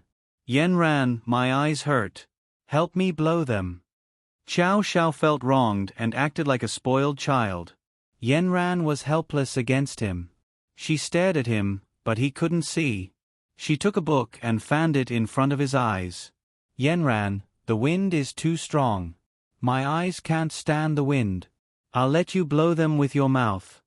Qiao Xiao complained. Yanran gritted her teeth. She shouldn't have spoiled him like this. Since he woke up last night, Qiao Zhao's eyes didn't hurt much except that he couldn't see clearly. However, he had more problems. Yesterday, she was soft-hearted and agreed to stay here with him. As a result, she ended up like this. Not only did she serve him tea, she also had to make jokes. She also had to read books and read newspapers, tell jokes, post on her WeChat moments, and dress up. Yanran never knew how a boy could have so many things to do. I finally know why you can't study well. You put all your effort into these things. You're lying on the hospital bed, yet you still want to dress up like the best in the world. Do you have to do this? Yanran couldn't stand it anymore. How can I not have to do this? Of course I have to. I have to maintain a good image. If my charm decreases, there will be fewer people who like me. Then my spiritual energy will decrease. That's not good for my cultivation. Moreover, I can't attract your attention. Why do you want to attract my attention? Do you think I don't take care of you enough? Yanran couldn't help but roll her eyes. You're taking care of me for my own good. You're in charge of taking care of me, and I'm in charge of looking handsome. Isn't that great? Pfft. I didn't realize that you were a masochist. The two bickered. Time passed quickly. The head of the ophthalmology department finally came for a consultation. It was a middle-aged man who looked hale and hearty. After carefully examining Qiao Zhao's eyes, he said regretfully, his eyes are covered by a layer of something. If he wanted to be completely cured, he would need a small surgery. After being stimulated by the hot spring water, those things had become somewhat solidified. If he doesn't undergo surgery soon, he might go blind. Yanran was a little nervous when she heard that. What's the success rate of the operation? Generally speaking, the success rate of this kind of surgery is above 50%. In terms of safety, you can basically rest assured. Now, all of it is done with a robotic arm, and the accuracy can be guaranteed. However, it was his eyes after all, so the success rate was only 50/50ths. Yanran and Uncle Wu seemed to be listening to a verdict. They knew nothing about medicine. He could only follow the doctor's instructions. The surgery was scheduled for 3 days later. In the past 2 days, Qiao Xiao had completely experienced what it was like to be blind. Other than needing Uncle Wu's help to go to the bathroom and take a shower, Yanran had to take care of everything else. Qiao Xiao didn't know why, but he was addicted to ordering Yanran around. He also took it for granted. Yanran, drink water. Yanran, eat fruit. Yanran, I'm hungry. Yanran, I want to go out for a walk. Yanran's back was stared at by the young nurses. It wasn't easy for a handsome guy to come, but they didn't have a chance at all. Lu Hui also finally came out of the ICU. However, his drowning this time was more serious, and his lungs were injured. He needed to rest well. With Yanran's help, Qiao Xiao went to see his fellow sufferers several times. One had difficulty breathing, and the other couldn't see. It was really sad. However, when Lu Hui learned that the criminal gang had been completely eliminated, he finally felt relieved. He was a cheerful person. After surviving a disaster, he was bound to have good fortune. Then he quietly said to Qiao Xiao, Yanran is so good to you. She's here with you every day. Qiao Xiao was very proud. My charm is great. Life in the hospital was not boring because there was a person accompanying him. Instead, it became very interesting. In addition to various examinations, the two of them played around. Basically, Xiao Xiao was talking and Yen Ran was listening. Xiao Xiao felt that other than the fact that she could not see, her life was pretty good. Soon, it was the night before the surgery. The young nurse came to tell him about the preparations for the surgery tomorrow. Then she didn't want to leave. She chatted with Xiao Xiao there. Yen Ran waited for a long time. She saw the young nurse and Xiao Xiao chatting happily. She couldn't interrupt, so she went out and called Hua Gang to ask about the specific situation. Hua Gang thought that she was going to deal with something more important. Don't worry. We're already interrogating him, but he's very stubborn. He didn't tell us much. Did you catch the others? We've already caught 4 or 5 people, but we don't have a complete list. I'm afraid that there will be fish that slipped through the net. We must find a way to get the Charm Lord to tell us the list. I'll be back soon. When Yen Ran returned to the room, the young nurse had already left. Xiao Xiao was alone with his head lowered and eyes closed. He sat quietly on the bed.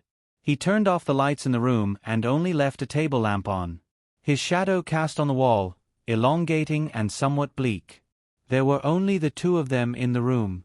Uncle Wu had already gone to sleep in the next room. Yen Ran suddenly said to him, "I'm going back." Xiao Xiao turned his head to the source of the voice. After a while, Xiao Xiao asked carefully, "Are you unhappy?" "No, I haven't completely dealt with the matter from last time. I need to go back and deal with it." "Have I been too ugly these 2 days? Why did you leave me?" Xiao Xiao felt very wronged. "I have an operation tomorrow. Aren't you going to accompany me?" "I'm sorry. I've already been delayed for a few days. I'll call you after the operation tomorrow." Yen Ran was a little helpless. For the past 2 days, Xiao Xiao had been using this trick to deal with her and win her sympathy. She didn't know why she had changed. She had been staying here for a few days. She couldn't ignore the organization's matters anymore. "No, wait for me to finish the operation tomorrow before you leave. If my operation fails and I can't see anything, then I don't want to live." Xiao Xiao began to act shamelessly. "You're talking nonsense again. It's not so serious. The doctor said that the success rate is more than 50%. Yen Ran had a headache and didn't know what to do. Then there's at least a 50% failure rate. If I can't see, I'll die." Xiao Xiao was willful and shameless. He wanted Yen Ran to stay. Yen Ran couldn't do anything to him. Yen Ran closed her eyes. "Well, I'll wait for another day. I'll leave after you have an operation tomorrow." Xiao Xiao made a sign in his heart, but he was a little melancholy. Yen Ran still had to leave. He didn't know what was wrong with him. He always wanted Yen Ran to be with him. It seemed that he had the greatest dependence with her. He wanted to see her every day, bicker with her, and hear her cold voice. Even if she didn't say anything, she could make him feel at ease with her by his side. He secretly asked Lu Hui what was wrong with him. Lu Hui panted as if he had seen a ghost. "You don't know? Isn't it obvious? You like her, or you have a crush on her." At that time, Xiao Xiao was a little stunned after Lu Hui said that. "No way, how come I didn't know at all?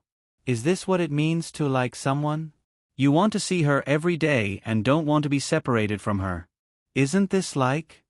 Lu Hui really wanted to knock his wooden head. "You look quite smart, the handsome invincible. Why are you like an idiot when it comes to relationships? You're too slow." After being reminded by Lu Hui, Xiao Xiao thought about it carefully. Although he was usually confessed to and liked to tease other girls, it seemed that this was the first time he really liked someone. First love. And puppy love. Actually, Xiao Xiao was happy in his heart.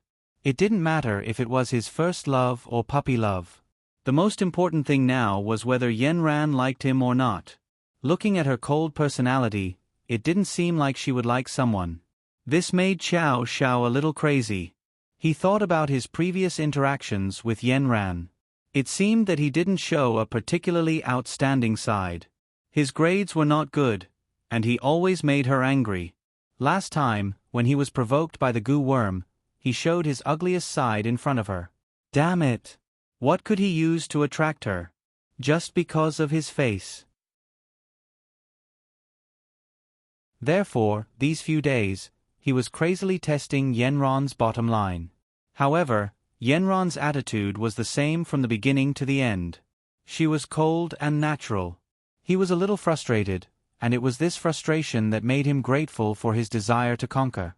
He believed in his charm, the invincible. The next morning, Qiao Xiao changed into a clean surgical gown and prepared everything. He was about to be pushed into the operating room. It was his first surgery, and he was inevitably a little nervous. Yenran, Lu Hui's parents, and Uncle Wu all came to cheer him on. Even Lu Hui, who was in a wheelchair, was pushed over. Qiao Xiao, don't worry. Your surgery is general anesthesia. You'll be fine after a sleep. Don't worry about the robot's surgery. It's very accurate. It won't make you crooked. Lu Hui patted his arm and encouraged him. At this time, Qiao Xiao looked at Yenran and said, Yenran, you promised me. You're not allowed to leave. Yenran looked at him calmly. Then your surgery can only succeed. Failure is not allowed. Otherwise, you won't be able to see me again. Qiao Xiao sometimes hated Yenron's calmness. Why was she always so calm? Can't you say a few words of concern? He looked at Yenran even more sadly. Is this something I can decide? Yenran looked at him like this and felt a little soft-hearted. Okay, it's okay. You have to do your best. Watching him being pushed away by the nurse, Yenran suddenly thought of something. She ran up to Qiao Xiao and said in his ear, Remember to use your spiritual energy to protect your whole body. This way, you'll be less hurt. Don't be afraid. Do your best. I'll wait for you outside. Qiao Xiao finally smiled. Yenran still cared about him. The door of the operating room was closed, and the lights in the operating room were turned on. The family members would ask to wait outside. It was not until then that Yenran suddenly felt a little flustered. She was calm before because she deliberately didn't think about the possible failure of the surgery. After all, the eyes were the most important organ of the human body. She didn't dare to think about how big of a blow it would be to Qiao Xiao if he couldn't see. He was such a narcissistic person. Now that the lights in the operating room were turned on, her mood was affected. She secretly prayed in her heart that the surgery would be successful.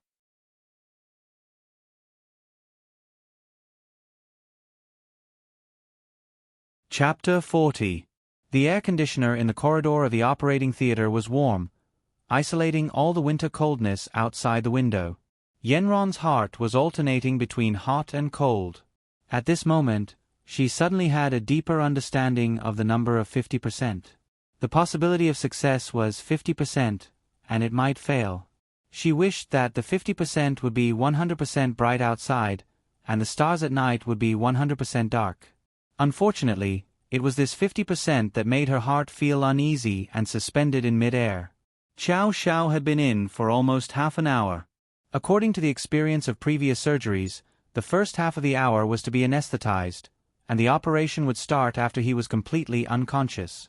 A nurse at the nurse's station next to her received a phone call, and then she muttered to the nurse next to her, "The anesthesiologist is actually late today.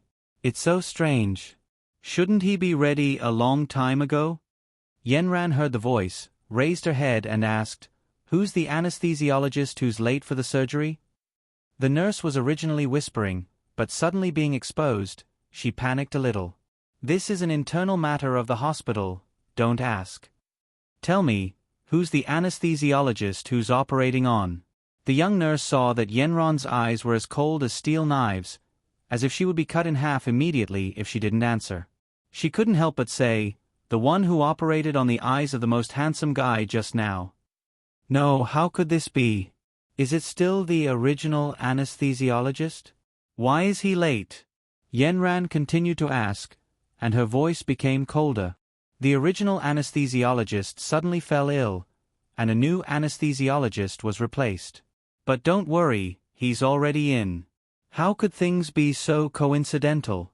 The operation was a prearranged process, and no mistakes could be made at any stage. If the anesthesiologist was replaced by the wrong person, wouldn't there be a problem if it was not explained clearly? There was only a 50% chance.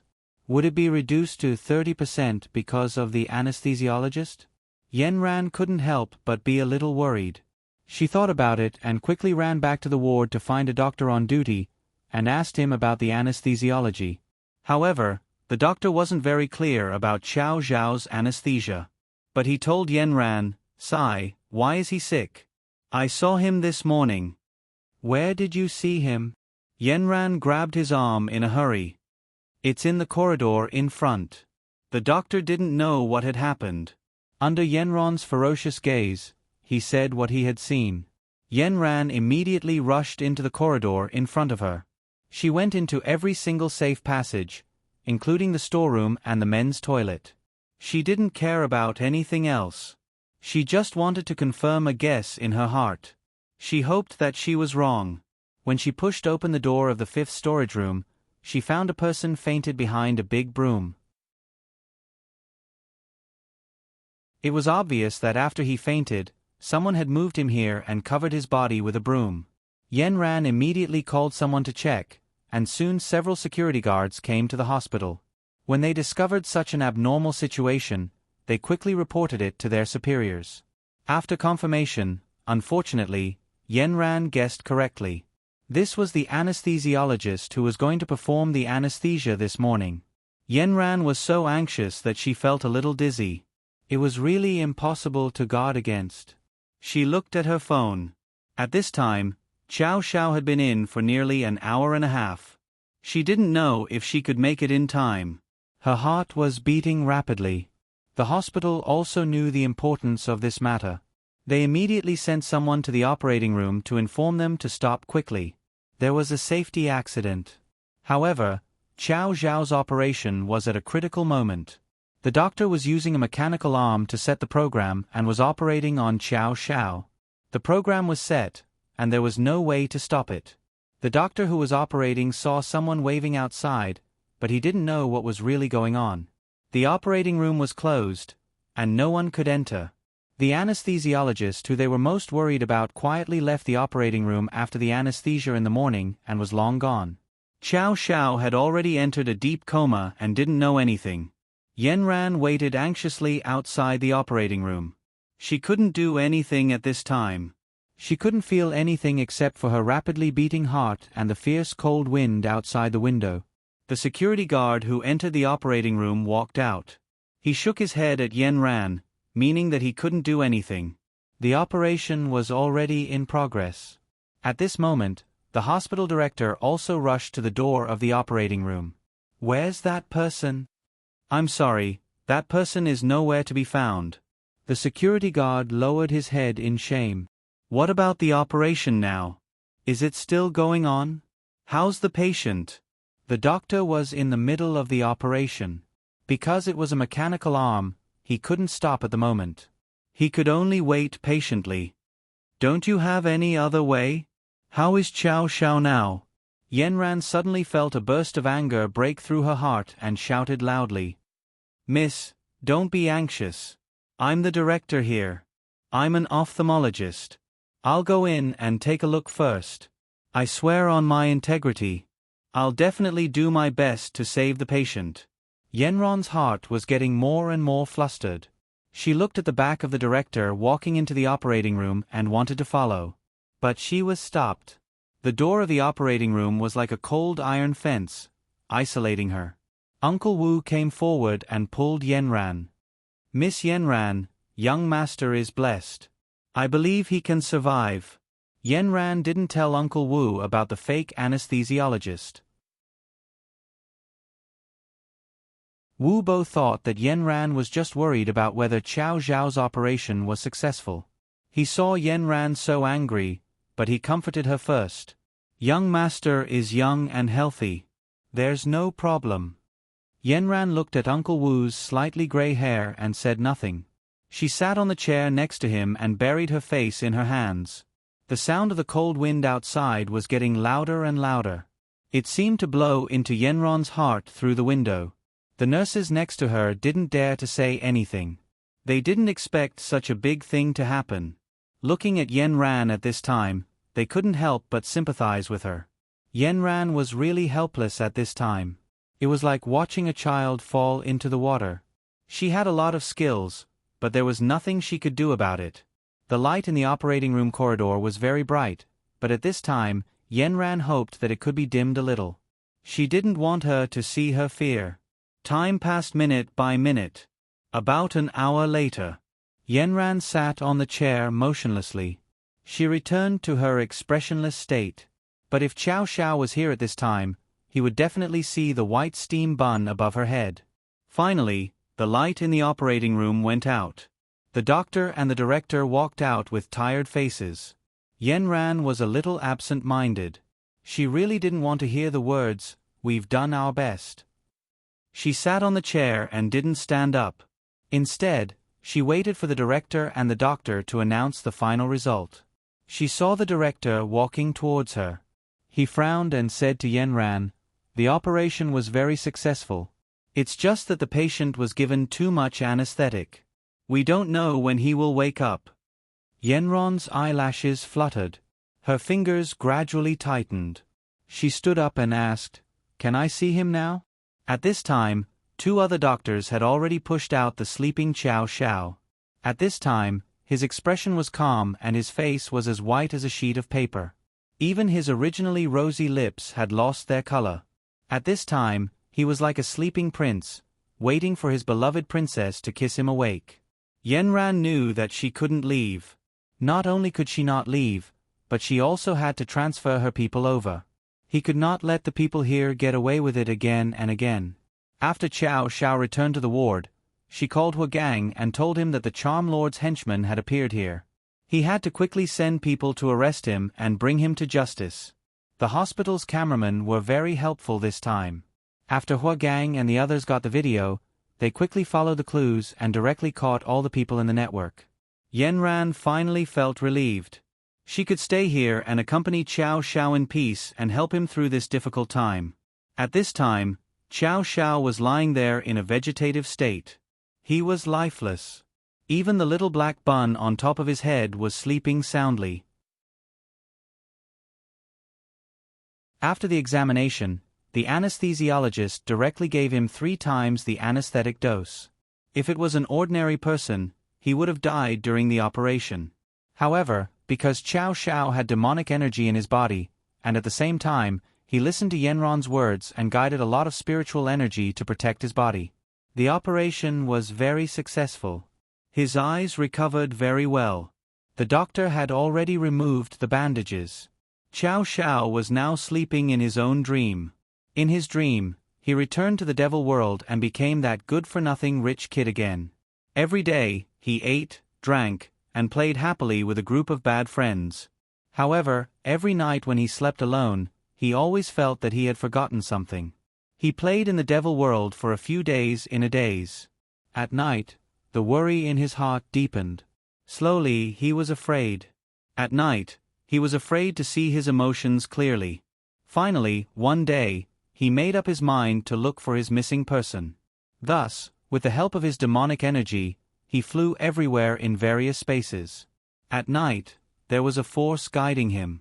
He flew and flew until he finally flew into a ward. He saw a fresh and refined girl sitting by the bed in the ward.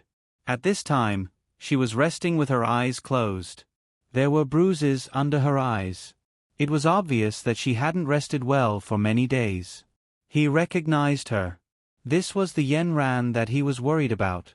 He raised his hand and wanted to use his finger to gently stroke the bruises under Yenran's eyes. However, he found that his finger had passed through. He wanted to pull her hand again, but he couldn't touch it at all. He looked around and found that he was lying quietly on the bed. He knew that he should return to his body. He didn't hesitate to lie on the bed and let himself and his body become one. He used the spirit attraction technique to surround himself with spiritual energy. It was this movement that caused the surrounding spiritual energy to fluctuate and woke up Yenran. Yenran didn't sleep well. She would feel the slightest movement. As soon as she woke up, she threw herself in front of Qiao Xiao and observed his movements. At this time, Qiao Xiao had completed the merging of his body. He moved his finger, frowned, and opened his eyes. Their eyes met.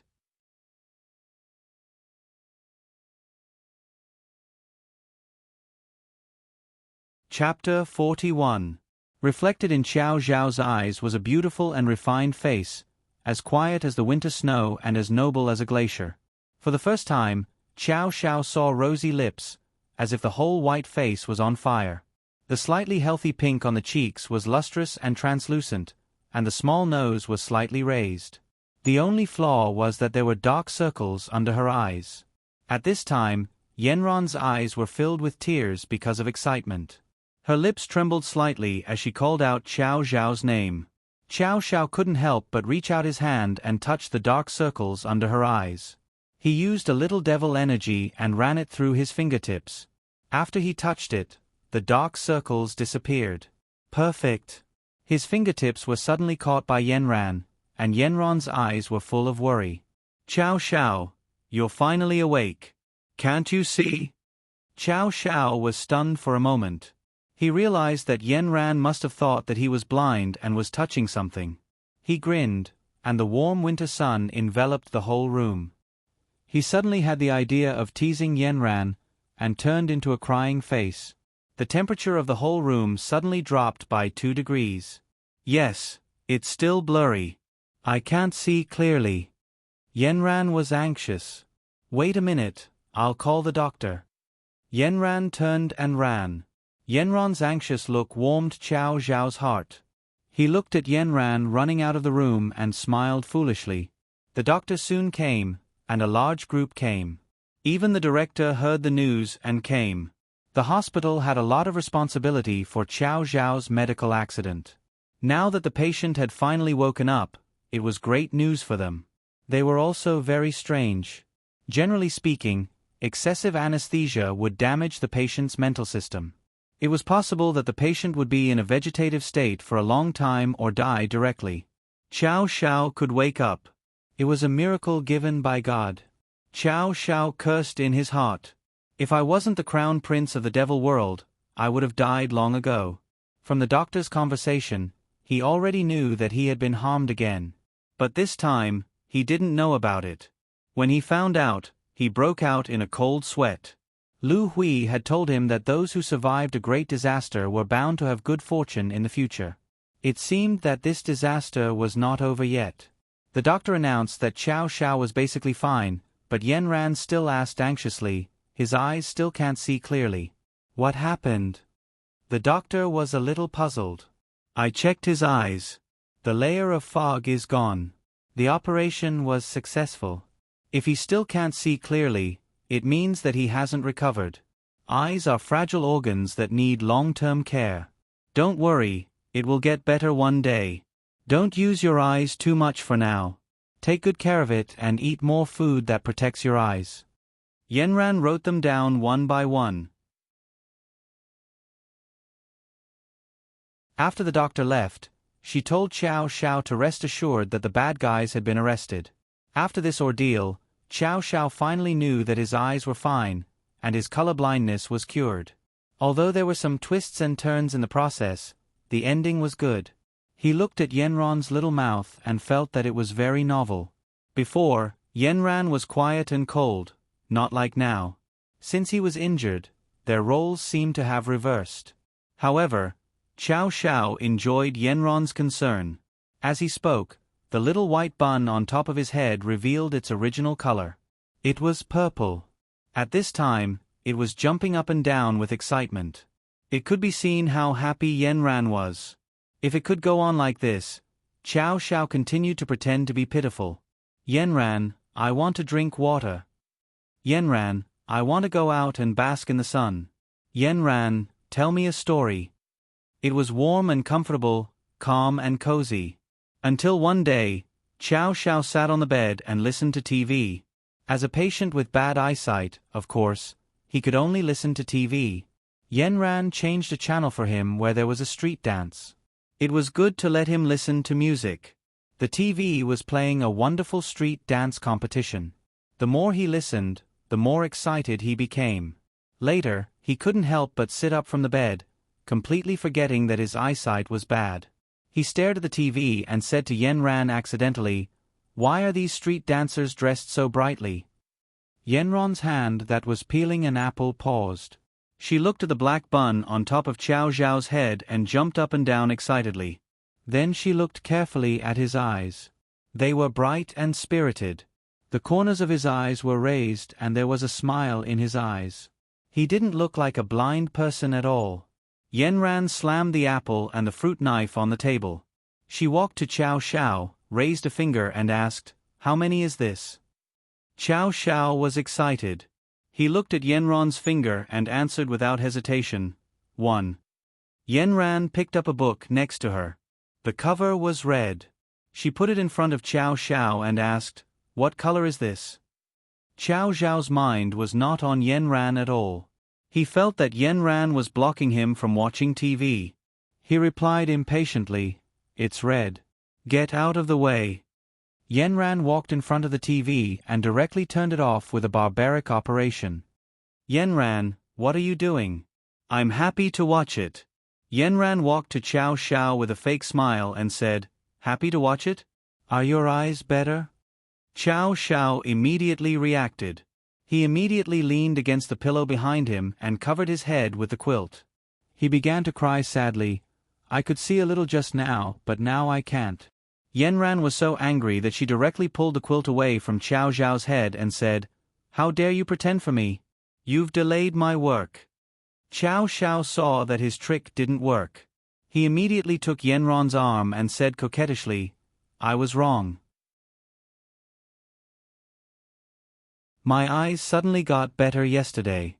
I didn't tell you that it was my fault. Please forgive me. I won't tease you next time." Yenran shook her arm angrily and left. Qiao Xiao called after her, but it was useless. Yenran was really angry this time. She had too many things to deal with. She couldn't deal with them in the hospital every day. Many things needed to be done by herself. She felt that she spent too much energy on Qiao Xiao. In this way, Qiao Zhao's thrilling and warm life in the hospital finally came to an end. The days after Yenran left were extremely boring. The doctor wanted Qiao Xiao to continue to observe him and didn't let him leave the hospital. Lu Hui had to stay for a while because of his serious injury, so the two brothers' vacation place became the hospital. In the hospital, there was no other entertainment except watching TV. Qiao Xiao wanted to play games, but was rejected by Uncle Wu. "I just want to play games with my eyes. Let's talk about it after they get better." With Yenran here, he could still tease her. But Yenran was gone, and there was no one to order around. Moreover, Yenran didn't even call him after she left, which made Qiao Xiao feel depressed again. He posted several WeChat moments, telling his loneliness, boredom, and loneliness. He asked for someone to accompany him in his WeChat moments. But other than a large group of fans and classmates who took the initiative to sign up, there was no one he wanted to see. There wasn't even any news. Qiao Xiao gritted his teeth and said, "Bingshan Yen really lives up to her reputation. She left just like that. Cold and heartless." Just like that, Qiao Xiao felt bored and criticized in his heart every day. The days passed quickly. Finally, Lu Hui had more or less recovered. The two brothers' winter vacation was finally over. The third day after leaving the hospital was the start of school. Qiao Xiao used the last 3 days to play games crazily. Ever since his eyes recovered, the whole world was new to him. All kinds of colors filled his surroundings, and it was even more so in the game. The characters' personalities were distinct, and the fighting designs were brilliant. The colors showed him another world. Uncle Wu reminded him that school was about to start. But the world of bad students was like this. Studying was always the last thing. "Uncle Wu, I can't play games after school. Just let me go for the last 3 days. Before, Yenran gave me a week off." Qiao Xiao begged Uncle Wu as he blinked his eyes and pretended to be pitiful. After this incident, Uncle Wu was also quite frightened. He was more tolerant of Qiao Xiao. "Then it's the last 3 days. After school you have to study hard. No problem. Just like that, 3 days passed in a daze. Finally, school started again. Ever since Qiao Zhao's eyes recovered, he seemed to have opened a new door. He told Uncle Wu that his clothes were too monotonous. He requested that his wardrobe be changed to high-end custom-made clothes with other colors. Today was the start of school. He couldn't disappoint his classmates and fans. More importantly, he had to make the eyes of a certain someone that he hadn't seen for many days shine. The school had a rule that he didn't need to wear his uniform on the first day. It was the time for him to shine. Just like that, he woke up early that day. He took out one set of clothes after another from his wardrobe. After trying for a long time, he finally chose a set of light blue sportswear. It was blue with white flowers. There were dark patterns embroidered on the cuffs and collar. It was noble and elegant, youthful and handsome. Paired with a pair of sneakers, he tried to jump up and down and did a few hip-hop moves. He put on his sunglasses and whistled at himself in the mirror. He picked up his bag and walked out of the house with satisfaction. The school was like Qiao Zhao's home ground. He could do whatever he wanted.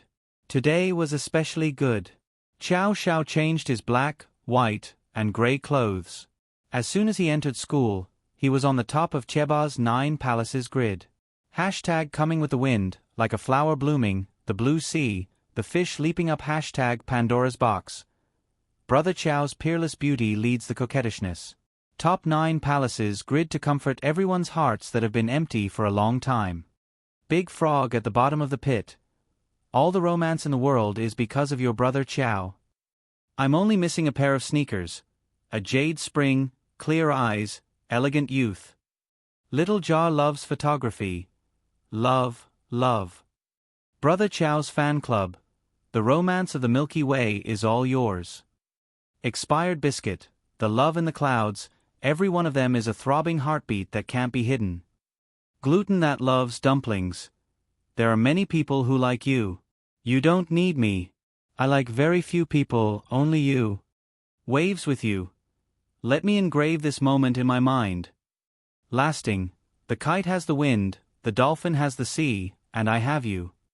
Walking snow. Do you know the difference between you and the stars? The stars are in the sky, and you are in my heart. In a short period of time, there were countless praises. Qiao Zhao didn't know where these classmates and fans got so much creativity, but he was happy. Everything was so beautiful, except for a certain someone who would never send him a message.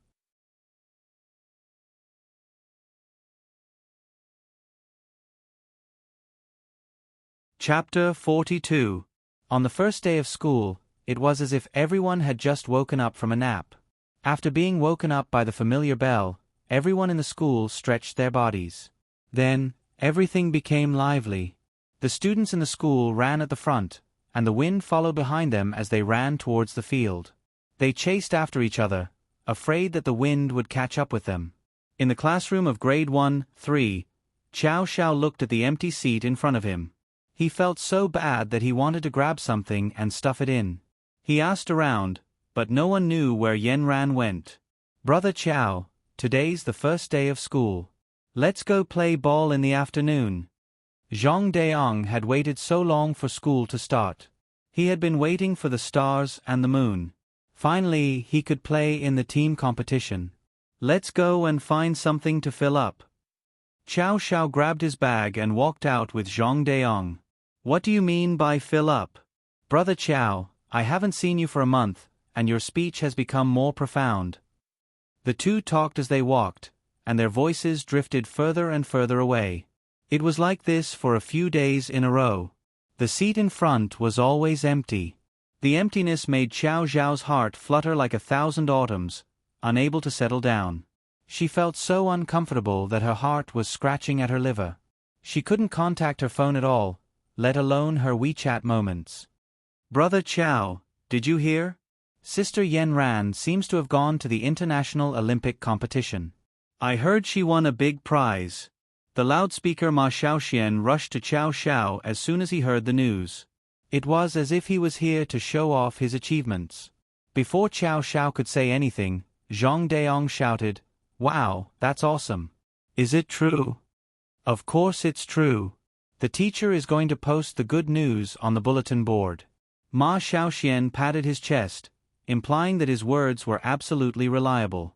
Qiao Xiao took his long legs off the table. "Let's go take a look." They walked out of the classroom. Before they reached the bulletin board, they were bumped into by a few students who ran past them. F***CK, what's there to run? Zhang Deong shouted while rubbing his arm. "Quick, come quickly. This is the first time our school has won an international award. I'm so excited. Run faster. If there are too many people, we won't be able to occupy the front seats." Then a few more people ran like the wind. Qiao Xiao stopped a girl who was running away. "What are you running for? Isn't it just a notice?" When the girl saw that it was Qiao Xiao who had pulled her back, her eyes were filled with surprise. She lowered her head and stamped her feet, screaming silently in her heart. Blushing, she said, "Brother Qiao, you don't know. It's not just a notice. I heard that Yanran is back, and the principal is going to let her give a speech under the national flag, so everyone is rushing to grab a seat." Sure enough, the school broadcast station's loudspeaker sounded at this time. "Students, good news. Good news. Our school student, Yanran, has won the first international award for our school. Please gather on the field and listen to student Yanran's speech under the national flag." After the girl heard the broadcast, she directly said to Qiao Xiao, "Brother Qiao, I'm going to grab a seat first. My name is Sun Qingqing. Remember to keep in touch." After saying that, she ran away. Qiao Xiao still didn't understand what was so great about this competition. Although he had heard of it, why was it so sensational? He pulled Zhang Deong. "Big Yang, what's so great about this competition?" "Brother Qiao, this competition is amazing. This is the International Middle School Competition, and it has a huge impact on the world. The contestants must be middle school students under the age of 20. Each team has 6 students, and 2 mathematicians will be the leaders. After the questions are confirmed, they will be translated into different languages. This is a national competition. Those who can win this award are the group of people with high IQ. There are only a few people in the country every year. It's really amazing. I don't know what award Yanran brought back. If it's a gold medal, it's too amazing. This represents the students' academic strength. It's winning glory for the country," Ma Xiaoxian added.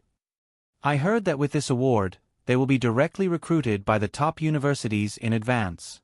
I'm so jealous. What kind of brain does she have?" After being informed, Qiao Xiao felt a sense of pride in his heart.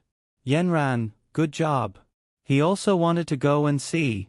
Then, they saw Qiao Xiao, who was faster than the wind, disappear in the blink of an eye. Zhang Deong and Ma Xiaoxian were still looking at each other when Qiao Xiao shouted from a distance, "I'll go first." When Qiao Xiao arrived at the field, there were already a lot of people around. The whole field was full of people. The students who were playing football here had heard the broadcast and directly occupied the field. They were the best and had snatched the seats in the first row. At this time, they were already looking forward to it. Qiao Xiao used his charming smile to open a bloody path for himself. After that, a circle was formed with him as the center. He was also tall, so at this time, he had occupied the best position. His hands were in his trouser pockets. Although he was standing casually, the eyes of others could not leave him. He was a natural clothes hanger. Qiao Xiao felt that the sun was too glaring, so he put on his sunglasses and attracted more attention. Soon, Qiao Xiao saw Yanran. Although they had not been separated for long, he felt that Yanran had become thinner. Her whole small face was so sharp that it could poke into his palm. Her waist seemed to be slimmer. Qiao Xiao compared it with his palms in his heart. He felt that it was too loose to hold with both hands. It seemed that he had to take good care of it. The principal was in high spirits and beaming with joy. He introduced Yanran's results. "This is her personal honor, the school's honor, and the country's honor." At this time, the students gave the warmest applause. Then, it was Yenron's speech. Her smile was dull and her voice was calm, as if this was something that should have happened. She talked about the process of the competition and then introduced some learning experience. Finally, she attributed all the honor to the teacher's teaching, the help of the students, and the care of the school. Xiao Xiao looked at Yenran on the stage. She was calm and steady. He was proud of her. At the same time, there were some inexplicable emotions surging in his heart. There seemed to be some inferiority, some impulse, and some worship. These emotions surged in his heart, but he did not know how to settle down and how to get rid of them. It was the first time that Yenron's post on the school's Cheba was more popular than Xiao Zhao's post. There were a lot of praises below. Many students took screenshots and videos of the news and showed them on the floating window on the front page of the Cheba. On the floating page, there was a cartoon avatar of Yenran with a faint expression. Xiao Xiao was lying on the bed with his phone. He tossed and turned, thinking about what kind of congratulatory WeChat message to Yenran. He made it up and deleted it, and made it up again. He felt that no matter what he said, it would not be enough. In the end, he just sent a cute pink pig emoji with two cute pig hands rubbing its chubby face and then waited for a reply. Unfortunately, it was the same as before. Xiao Xiao felt that his teeth had been ground flat recently. Why was this guy so hateful? At this moment, the phone rang. Xiao Xiao jumped up from the bed. He could not help but smile with satisfaction. He picked up the phone and threw a pillow with his left hand. "Hello? You finally thought of me? How's your eye?" A cold voice came through. It was still as serious as ever. "It's okay. Sometimes the sun is a little dazzling. Then you have to take care of yourself. You can't play games when school starts." The two of them were in an awkward situation. "Then, are you still helping me with my revision?" "It depends on the teacher's arrangement. I'm a little short on time." "How can you not care about me?" Xiao Xiao suddenly raised his voice. "I haven't even gotten into the 300th place. This is also what I wanted to tell you. You're already so old. You can't always rely on others. You have to rely on yourself." Xiao Xiao was a little depressed. "I'll continue to help you set the revision plan for this semester, but the specific revision will depend on you." "Oh, got it. If there's nothing else, I'm hanging up." "Don't, I have something to do. I want to treat you to a meal to celebrate."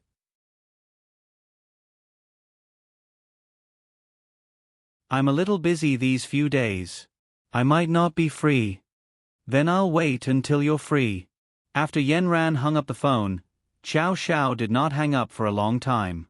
He suddenly felt that he and Yenran had suddenly become estranged. How could the endless things they had to say be interrupted by an international award?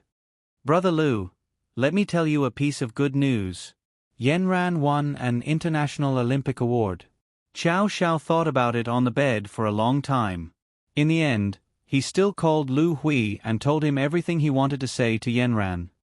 "I saw the news on TV. Yenran is really too awesome.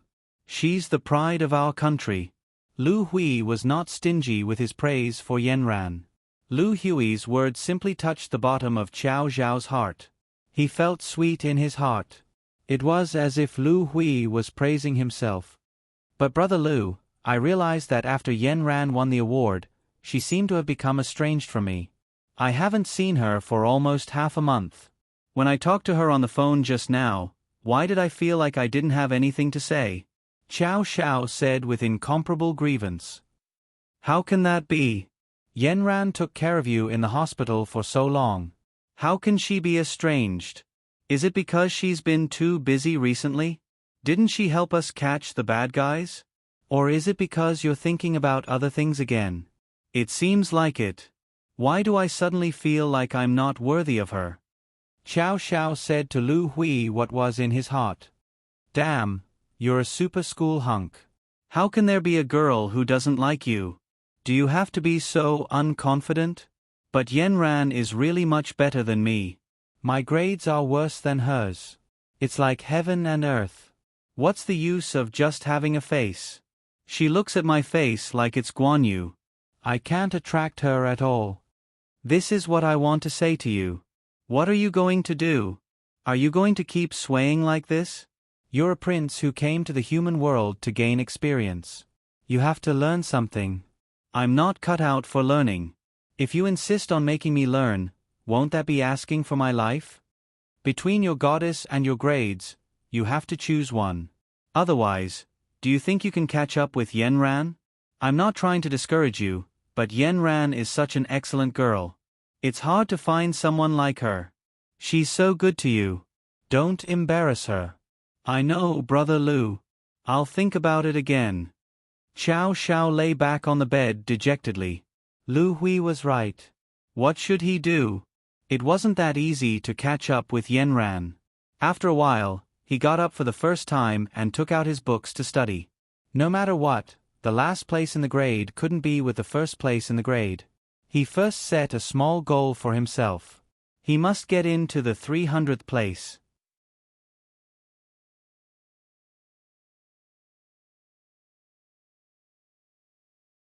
Chapter 43. Xiao Xiao remembered that Yenran had once told him that anyone who cultivated would definitely have good results.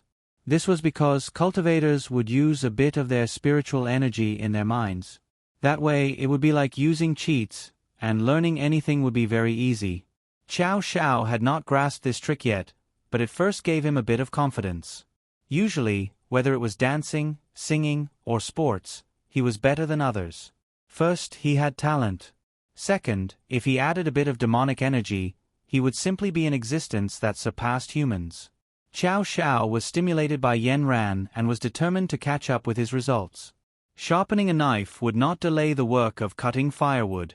Xiao Xiao remembered that there was a cultivation book in his precious secret room. At that time, he could not understand it no matter how hard he tried, so he threw it to the side. Now, it seemed that he should take it out and study it again. He looked at the words on it, but he did not know which country it was from. He looked at it for a long time, and the words that were like twisting tadpoles were finally coiled around. Haha, it's actually the world's #1 spirit art. He remembered that when he was in the demon realm, he had heard his aunt say that there was an extremely useful book called the world's #1 spirit art. It was a secret manual for cultivators to pass through. Learning this world's #1 spirit art was like a literary star descending to Earth, or a martial star reincarnating. It was as if he had discovered a new continent, and the spirit of exploration and adventure took over his brain. At this time, he was no longer sleepy, and did not let his imagination run wild. He focused on studying this spirit art. Slowly, he immersed himself in it. The tadpole-like words inside disturbed his mind, and hooked his soul into the book. The tadpoles wrapped around his heart, crawled into his head, and found a gap to burrow in. They found a small palace in his head, and leisurely settled down. Xiao Xiao felt a bit dizzy when the tadpoles invaded his head. He tried his best to draw in the surrounding spiritual energy to help protect his body and cultivate. It was as if his entire body was immersed in a black fog. These tadpoles were planted in his brain and slowly grew up, settling down and becoming tadpoles with outstanding memories. Throughout the night, wave after wave of spiritual energy rushed into Xiao Xiao's room. Combined with the movement of the tadpoles in his body, it drilled through all the blocked meridians in his brain. He also felt that there were tens of thousands of tadpoles crawling in his brain. He was a little afraid. Could it be the same as last time, the result of the goo worm? But he didn't have time to think about it. These tadpole words had already made him unable to resist. Gradually, he fell asleep. The tadpoles consumed his energy very quickly. Soon, his eyelids were about to fight, and even 2 toothpicks couldn't hold them up. He gave up resisting and fell into a deep slumber. The next morning, the alarm clock pulled Xiao Xiao out of bed like countless arms. When he woke up, he felt different. His mind was much clearer. It was as if the clutter in his head had disappeared in an instant. He can even look inside himself. He can see himself. His brain was divided into many, many small rooms. At this time, different tadpole words stopped in the small rooms. Wow, this feeling is wonderful. With this brand new brain, Xiao Xiao walked to school. He found that there was a magical change. What people did he see on the way? What scenery did he see? How many times did the traffic light flash? As long as he wanted to recall, he would definitely be able to recall. He looked inside the room at the side of his brain. As soon as he entered, he found that the things that happened in the morning were constantly replaying on loop. Cool. Class started. The sleepiness of the past didn't come as scheduled. The words that the teacher was speaking on the stage and the words on the blackboard were magically moved into another room. At this time, if Xiao Xiao was asked to repeat the content of the teacher's class, he could directly open the door in the room and read it out. He's using a cheat. Ha ha ha ha. Xiao Xiao couldn't help but look up to the sky and laugh. The little black bun on his head was already excitedly dancing. Yanran finally came to school today. Xiao Xiao excitedly sent out a stream of devil energy to disturb the little purple bun on Yanran's head. Yanran turned around and looked at his beaming expression. She asked indifferently, "What's wrong?" Xiao Xiao whispered to Yanran as if he was presenting a treasure, "I found a way to use devil energy to study." His eyes were shining like the stars in the sky. Yanran's eyes burst into a smile. "Great, I told you. There's no way you can't do it." Xiao Xiao had confidence in his future again. The original sense of inferiority disappeared. For the first time, he took the initiative to pick up a book and began to flip through it from beginning to end. Every word in the book that he originally found boring now looked like tadpoles that echoed with the tadpoles in his brain. It was as if the tadpoles in his brain waved their hands and the tadpoles in the book crawled into his exclusive room. They found a place to sit upright and waited for their master's inspection. Xiao Xiao put all the books he was reading into his brain in one breath. Then the first thing he did after school was not to play, but to rush to the bookstore. In the bookstore, he started flipping through junior high school books until the bookstore closed. In fact, he wasn't reading books. He was just putting all the content into his brain and putting it into his own room. When he went to bed at night, he saw the tadpoles in these rooms start to visit each other and greet each other. In this process, they got to know each other and became very good friends. Naturally, the knowledge of each subject was gradually becoming more and more integrated. When he woke up the next morning, the book he read yesterday had firmly taken root in his brain. Yanran was right. As long as a cultivator opened up the meridians in their brain, there was nothing they couldn't remember. Xiao Xiao could foresee his future. He was about to go from a bad student to a top student. Everyone noticed that Xiao Xiao had changed. Originally, Xiao Xiao was the one who loved to play the most. As long as school was over, he could be seen on campus. He was either dancing, playing basketball, or playing with other students. But recently, Xiao Xiao had not stayed on campus after school for 2 consecutive months. Did you know? Brother Xiao has changed. Now, he runs to the bookstore after school. Ma Xiaoxian started his little broadcast again. It was mysterious, as if this news was his exclusive news. "I once met Brother Xiao in the bookstore." My jaw dropped. Zhang Deong added, "This is a good thing." Originally, Brother Xiao's grades were not good. Now he knows how to work hard. Wen Jing happily raised her eyebrows and said, "Is he really studying in the bookstore? Or is he reading some random books?" Jia Qi also curiously came over and muttered, "He's really reading books. The last time I went, I found him reading junior high school books." Zhang Deong guaranteed.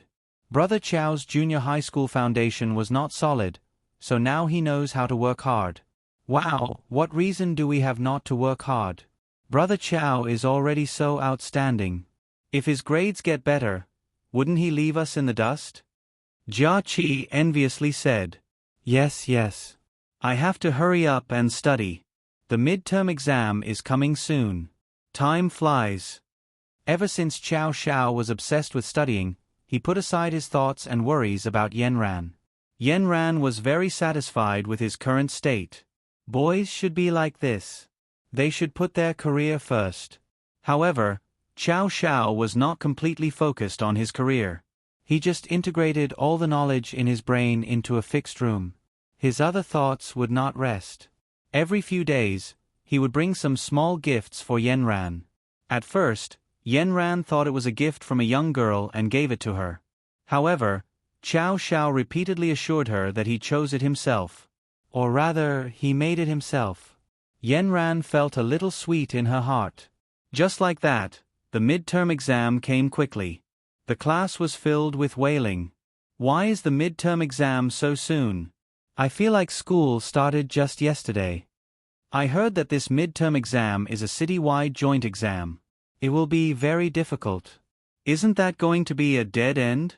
I can already foresee my parents' spicy shredded pork. The classroom was filled with wailing.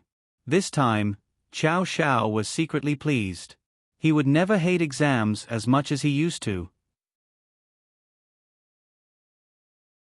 Instead, he was looking forward to seeing how far he could go after such a long period of cultivation.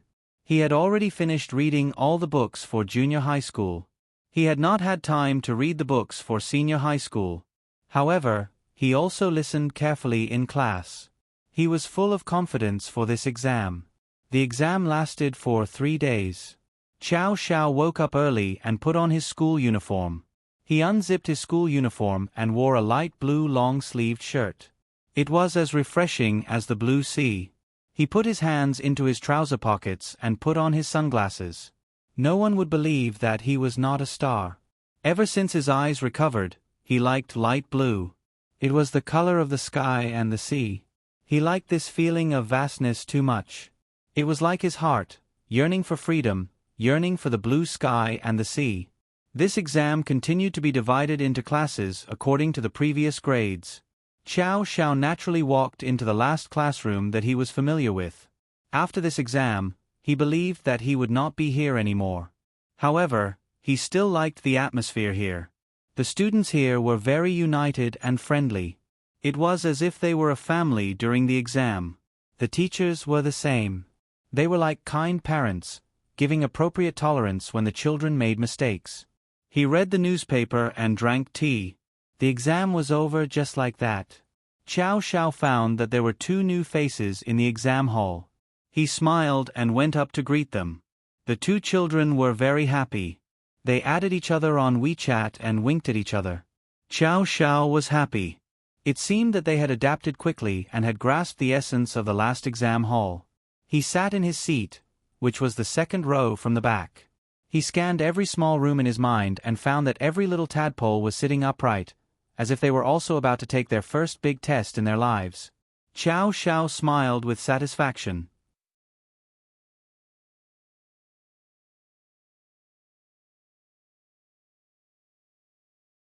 Chapter 44. Today, the invigilator was a female teacher. She wore a pair of high heels and walked into the classroom with the test papers. The female teacher smiled because this was the easiest place to invigilate. She was too lazy to talk about the rules of the examination room. She directly said, "The rules of the examination room will be announced on the radio later. Everyone, pay attention." Soon, the math papers were handed out. Then, the female teacher made a cup of tea and began to read the newspaper. The students below were surging with emotions. After roughly looking at the papers, they knew their own standards. All kinds of methods were used. Some of them quietly rolled up their sleeves to reveal formulas written on their arms. Some of them secretly took out their phones and glanced at them when the teacher wasn't paying attention. There was also a girl who took out a small piece of paper from an unknown part of her body. At first glance, it was obvious that she had prepared a cheat sheet in advance. Qiao Qiao was not anxious at all. He looked at the papers. He seemed to have seen most of the questions before. He could not help but curse in his heart. These teachers were too lazy. The questions were not changed. They were all things that he had seen in the guidance books. They only changed the numbers. How could this be called a paper? For the first time, he was surprised that he could challenge the authority of a teacher. However, he was also a little proud. He directly pulled out the memory of that time from his room, changed the numbers, and copied the solution on the paper. He had seen 80% of the questions before. The remaining 20% seemed a little unfamiliar. He looked carefully. It should be the new questions for the first year of high school. He did not have time to look at it. He touched his nose. He did not have time to look at it. You can't blame me. If I don't know, then I don't know. I estimated that I got 80% of the marks. He was happily copying when suddenly, a small note fell on his paper. It was the new student. He was really finding ways to curry favor with the school hunk that he admired. Chow Chow opened it and could not help but have a headache. Out of the 10 single-choice questions, only 2 were correct. The answers for the rest were different from his. Chow Chow was hesitating whether to help him change it. He looked at the other students. They were either looking forward to it or doing all kinds of tricks. In short, they were not looking at the papers seriously. He was somewhat resigned to his fate. Forget it, I'll save you guys this once. He corrected a few of the wrong questions and then passed the note down. This is all that Brother Chow can do for you. Consider this the last benefit I'll give you in this examination hall. Mathematics ended in such an atmosphere. After the lunch break, it was time for the Chinese exam in the afternoon. This time, the school had adjusted the order of the exams and scheduled a language exam in the afternoon. When it was announced, everyone wailed. Anyway, Chow Chow didn't care. It didn't affect him at all. However, he was a little nervous about the language exam. He definitely had no problems with basic vocabulary questions, but for the reading and composition questions, he didn't know if the spiritual spells he had learned would be useful. Those questions were very flexible. Just as he had expected, after the paper was handed out, she didn't even think about the questions in front of her and directly flipped through the book to copy the answers. Swoosh, swoosh, swoosh, swoosh, swoosh, swoosh. She finished all the answers in 20 minutes. When it came to reading, he started to get stuck. The basic questions in the reading questions were not difficult for him, but the general analysis. How should he do these questions? His memory bank was filled with reading questions, but there was no mention of this article. Chow Chow thought to herself, this *T spirit technique isn't that powerful. Could it be fake? The little tadpoles seemed to have heard his thoughts. They suddenly jumped up and looked very angry. They started to look at each other. Chow Chow saw that they were busy in his mind. Soon, these little tadpoles automatically scattered and regrouped. In a room in Chow Chow's mind, a model essay that was exactly the same as the one on his exam paper suddenly appeared. Damn! This works too. Awesome! At this moment, the little tadpoles raised their heads high. It was as if they were saying that they weren't some *T spiritual spell. They were the strongest in the world. There was nothing they couldn't do. Ha ha ha ha ha. Chow Chow was delighted. I'm really impressed by you guys.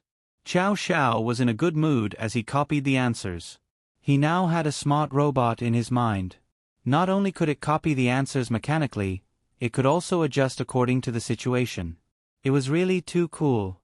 After the reading was done, it was time for the composition. The word count for the composition had always been a headache for him. 800 words. How long would it take? However, he had a lot of time today. He looked at the composition question.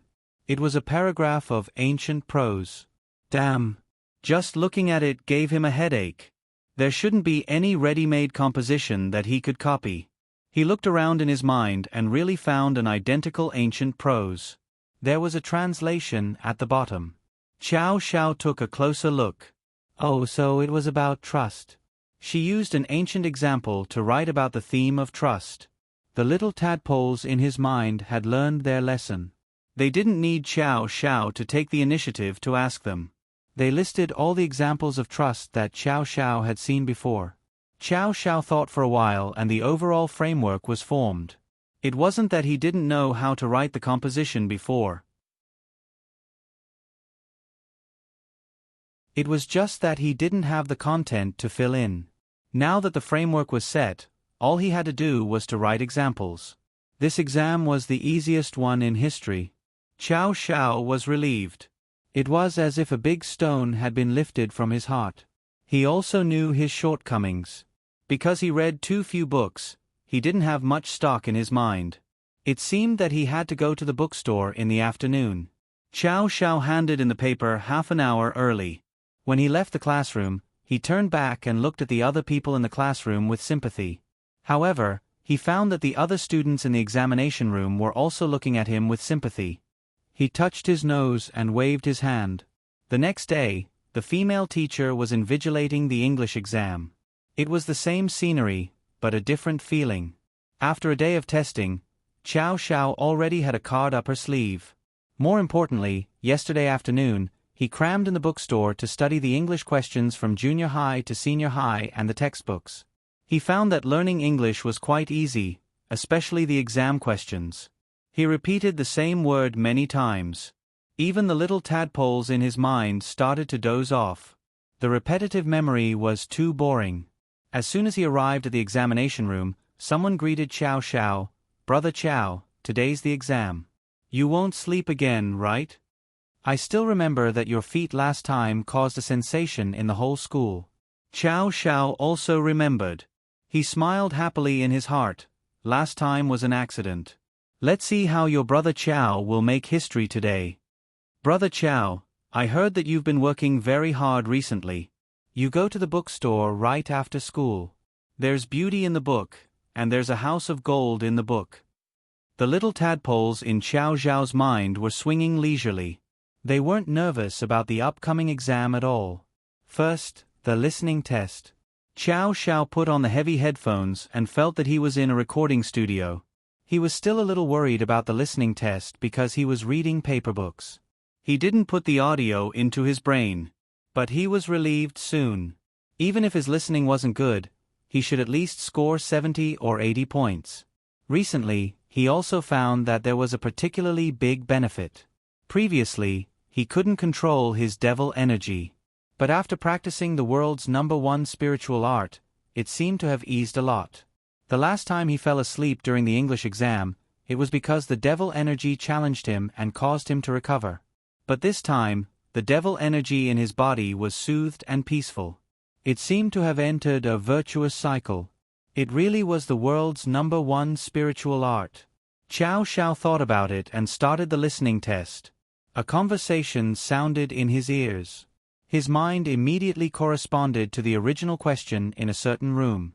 He didn't have to worry at all. The little tadpoles were automatically prepared. It was as if he had his own exam system. Ha ha ha, he really wanted to look up to the sky and laugh 3 times. The days of being a top student were really good. He was even faster in the English exam. Except for the last essay, which was a little difficult to copy because the little tadpoles had already written a model essay. But his foundation wasn't solid enough. The English words B and D, C and E were easy to misread. Chow Chow kept misspelling the words as he copied. When he finally finished copying, he looked at his essay that had been changed beyond recognition. He was a little embarrassed. Just like that, the 2 days of exams were over. He could finally breathe a sigh of relief. The whole class was discussing how to relax. Maybe they could group up and play a game. Chow Chow was also dragged along to play for more than 2 hours. But the more he played, the more bored he became. He suddenly felt that some of the settings in the game were really stupid. It wasn't as interesting as the knowledge he read in the bookstore. Previously, he read a book on game design. It was very detailed on how to make a game.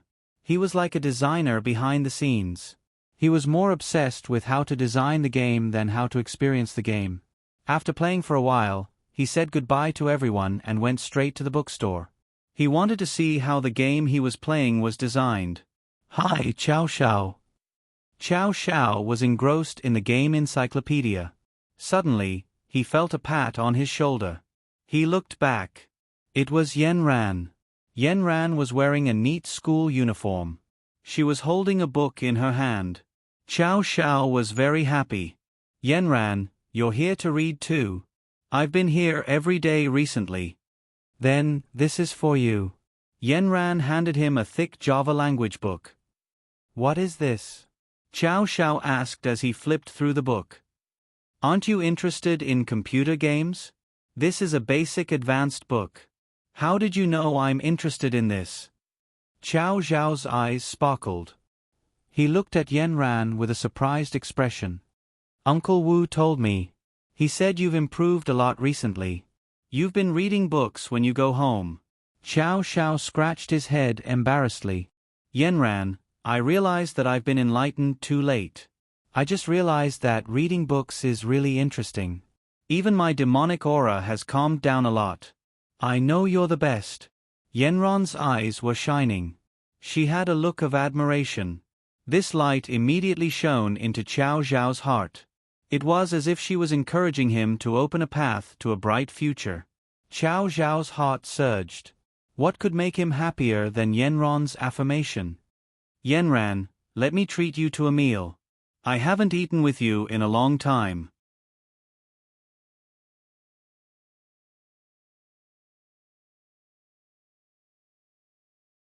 Chapter 45. Qiao Xiao took a taxi with Yanran to a very famous Japanese restaurant.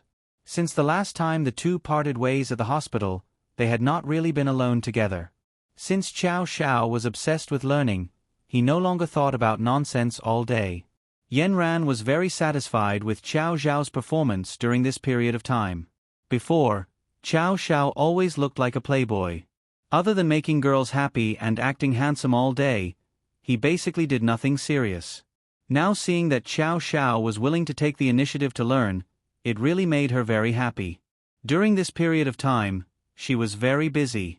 After class, she had to deal with the matters of the cultivation world. She originally thought that Qiao Xiao would shamelessly pester her like before, but she did not expect this guy to suddenly seem to have grown up, become mature, and become the person she liked more. Qiao Xiao was never stingy with Yanran. He specifically picked the most expensive dishes. When the dishes were on the table, a long strip was placed full. Qiao Zhao's thoughts were always so obvious in front of Yanran. He would always bring all the things he thought were the best in front of her. Yanran's heart was very happy. Although she had developed a cold temperament, she was also a girl and also hoped that someone would spoil her. Qiao Xiao satisfied all her fantasies about boys. The two of them ate happily, and the atmosphere was warm and harmonious. Qiao Xiao constantly helped Yanran to deal with the difficult food. Watching her eat the food that he had prepared, his heart was very satisfied. Little black bun on top of Qiao Zhao's head could not look anymore. He covered his face. Why was his master so flattering? Maybe it was because it was the first time he liked someone, so he wanted to leave all the good things to her.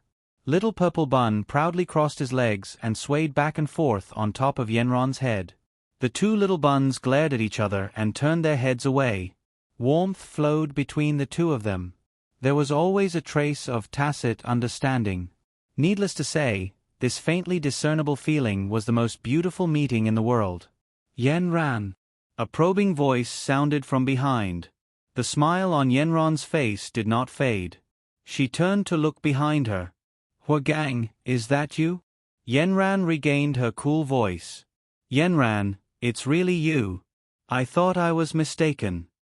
Huagang walked up to him in surprise.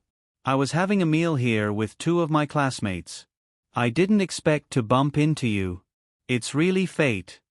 Ever since Huagang finished his mission, he was sent to another mission. He hadn't seen Yanran for a long time. Today, he was pleasantly surprised to see her here. Qiao Xiao looked at this uninvited guest. The expression on his face was too obvious. Damn, Yanran's pursuer. He didn't come with good intentions. He immediately raised all the thorns on his body.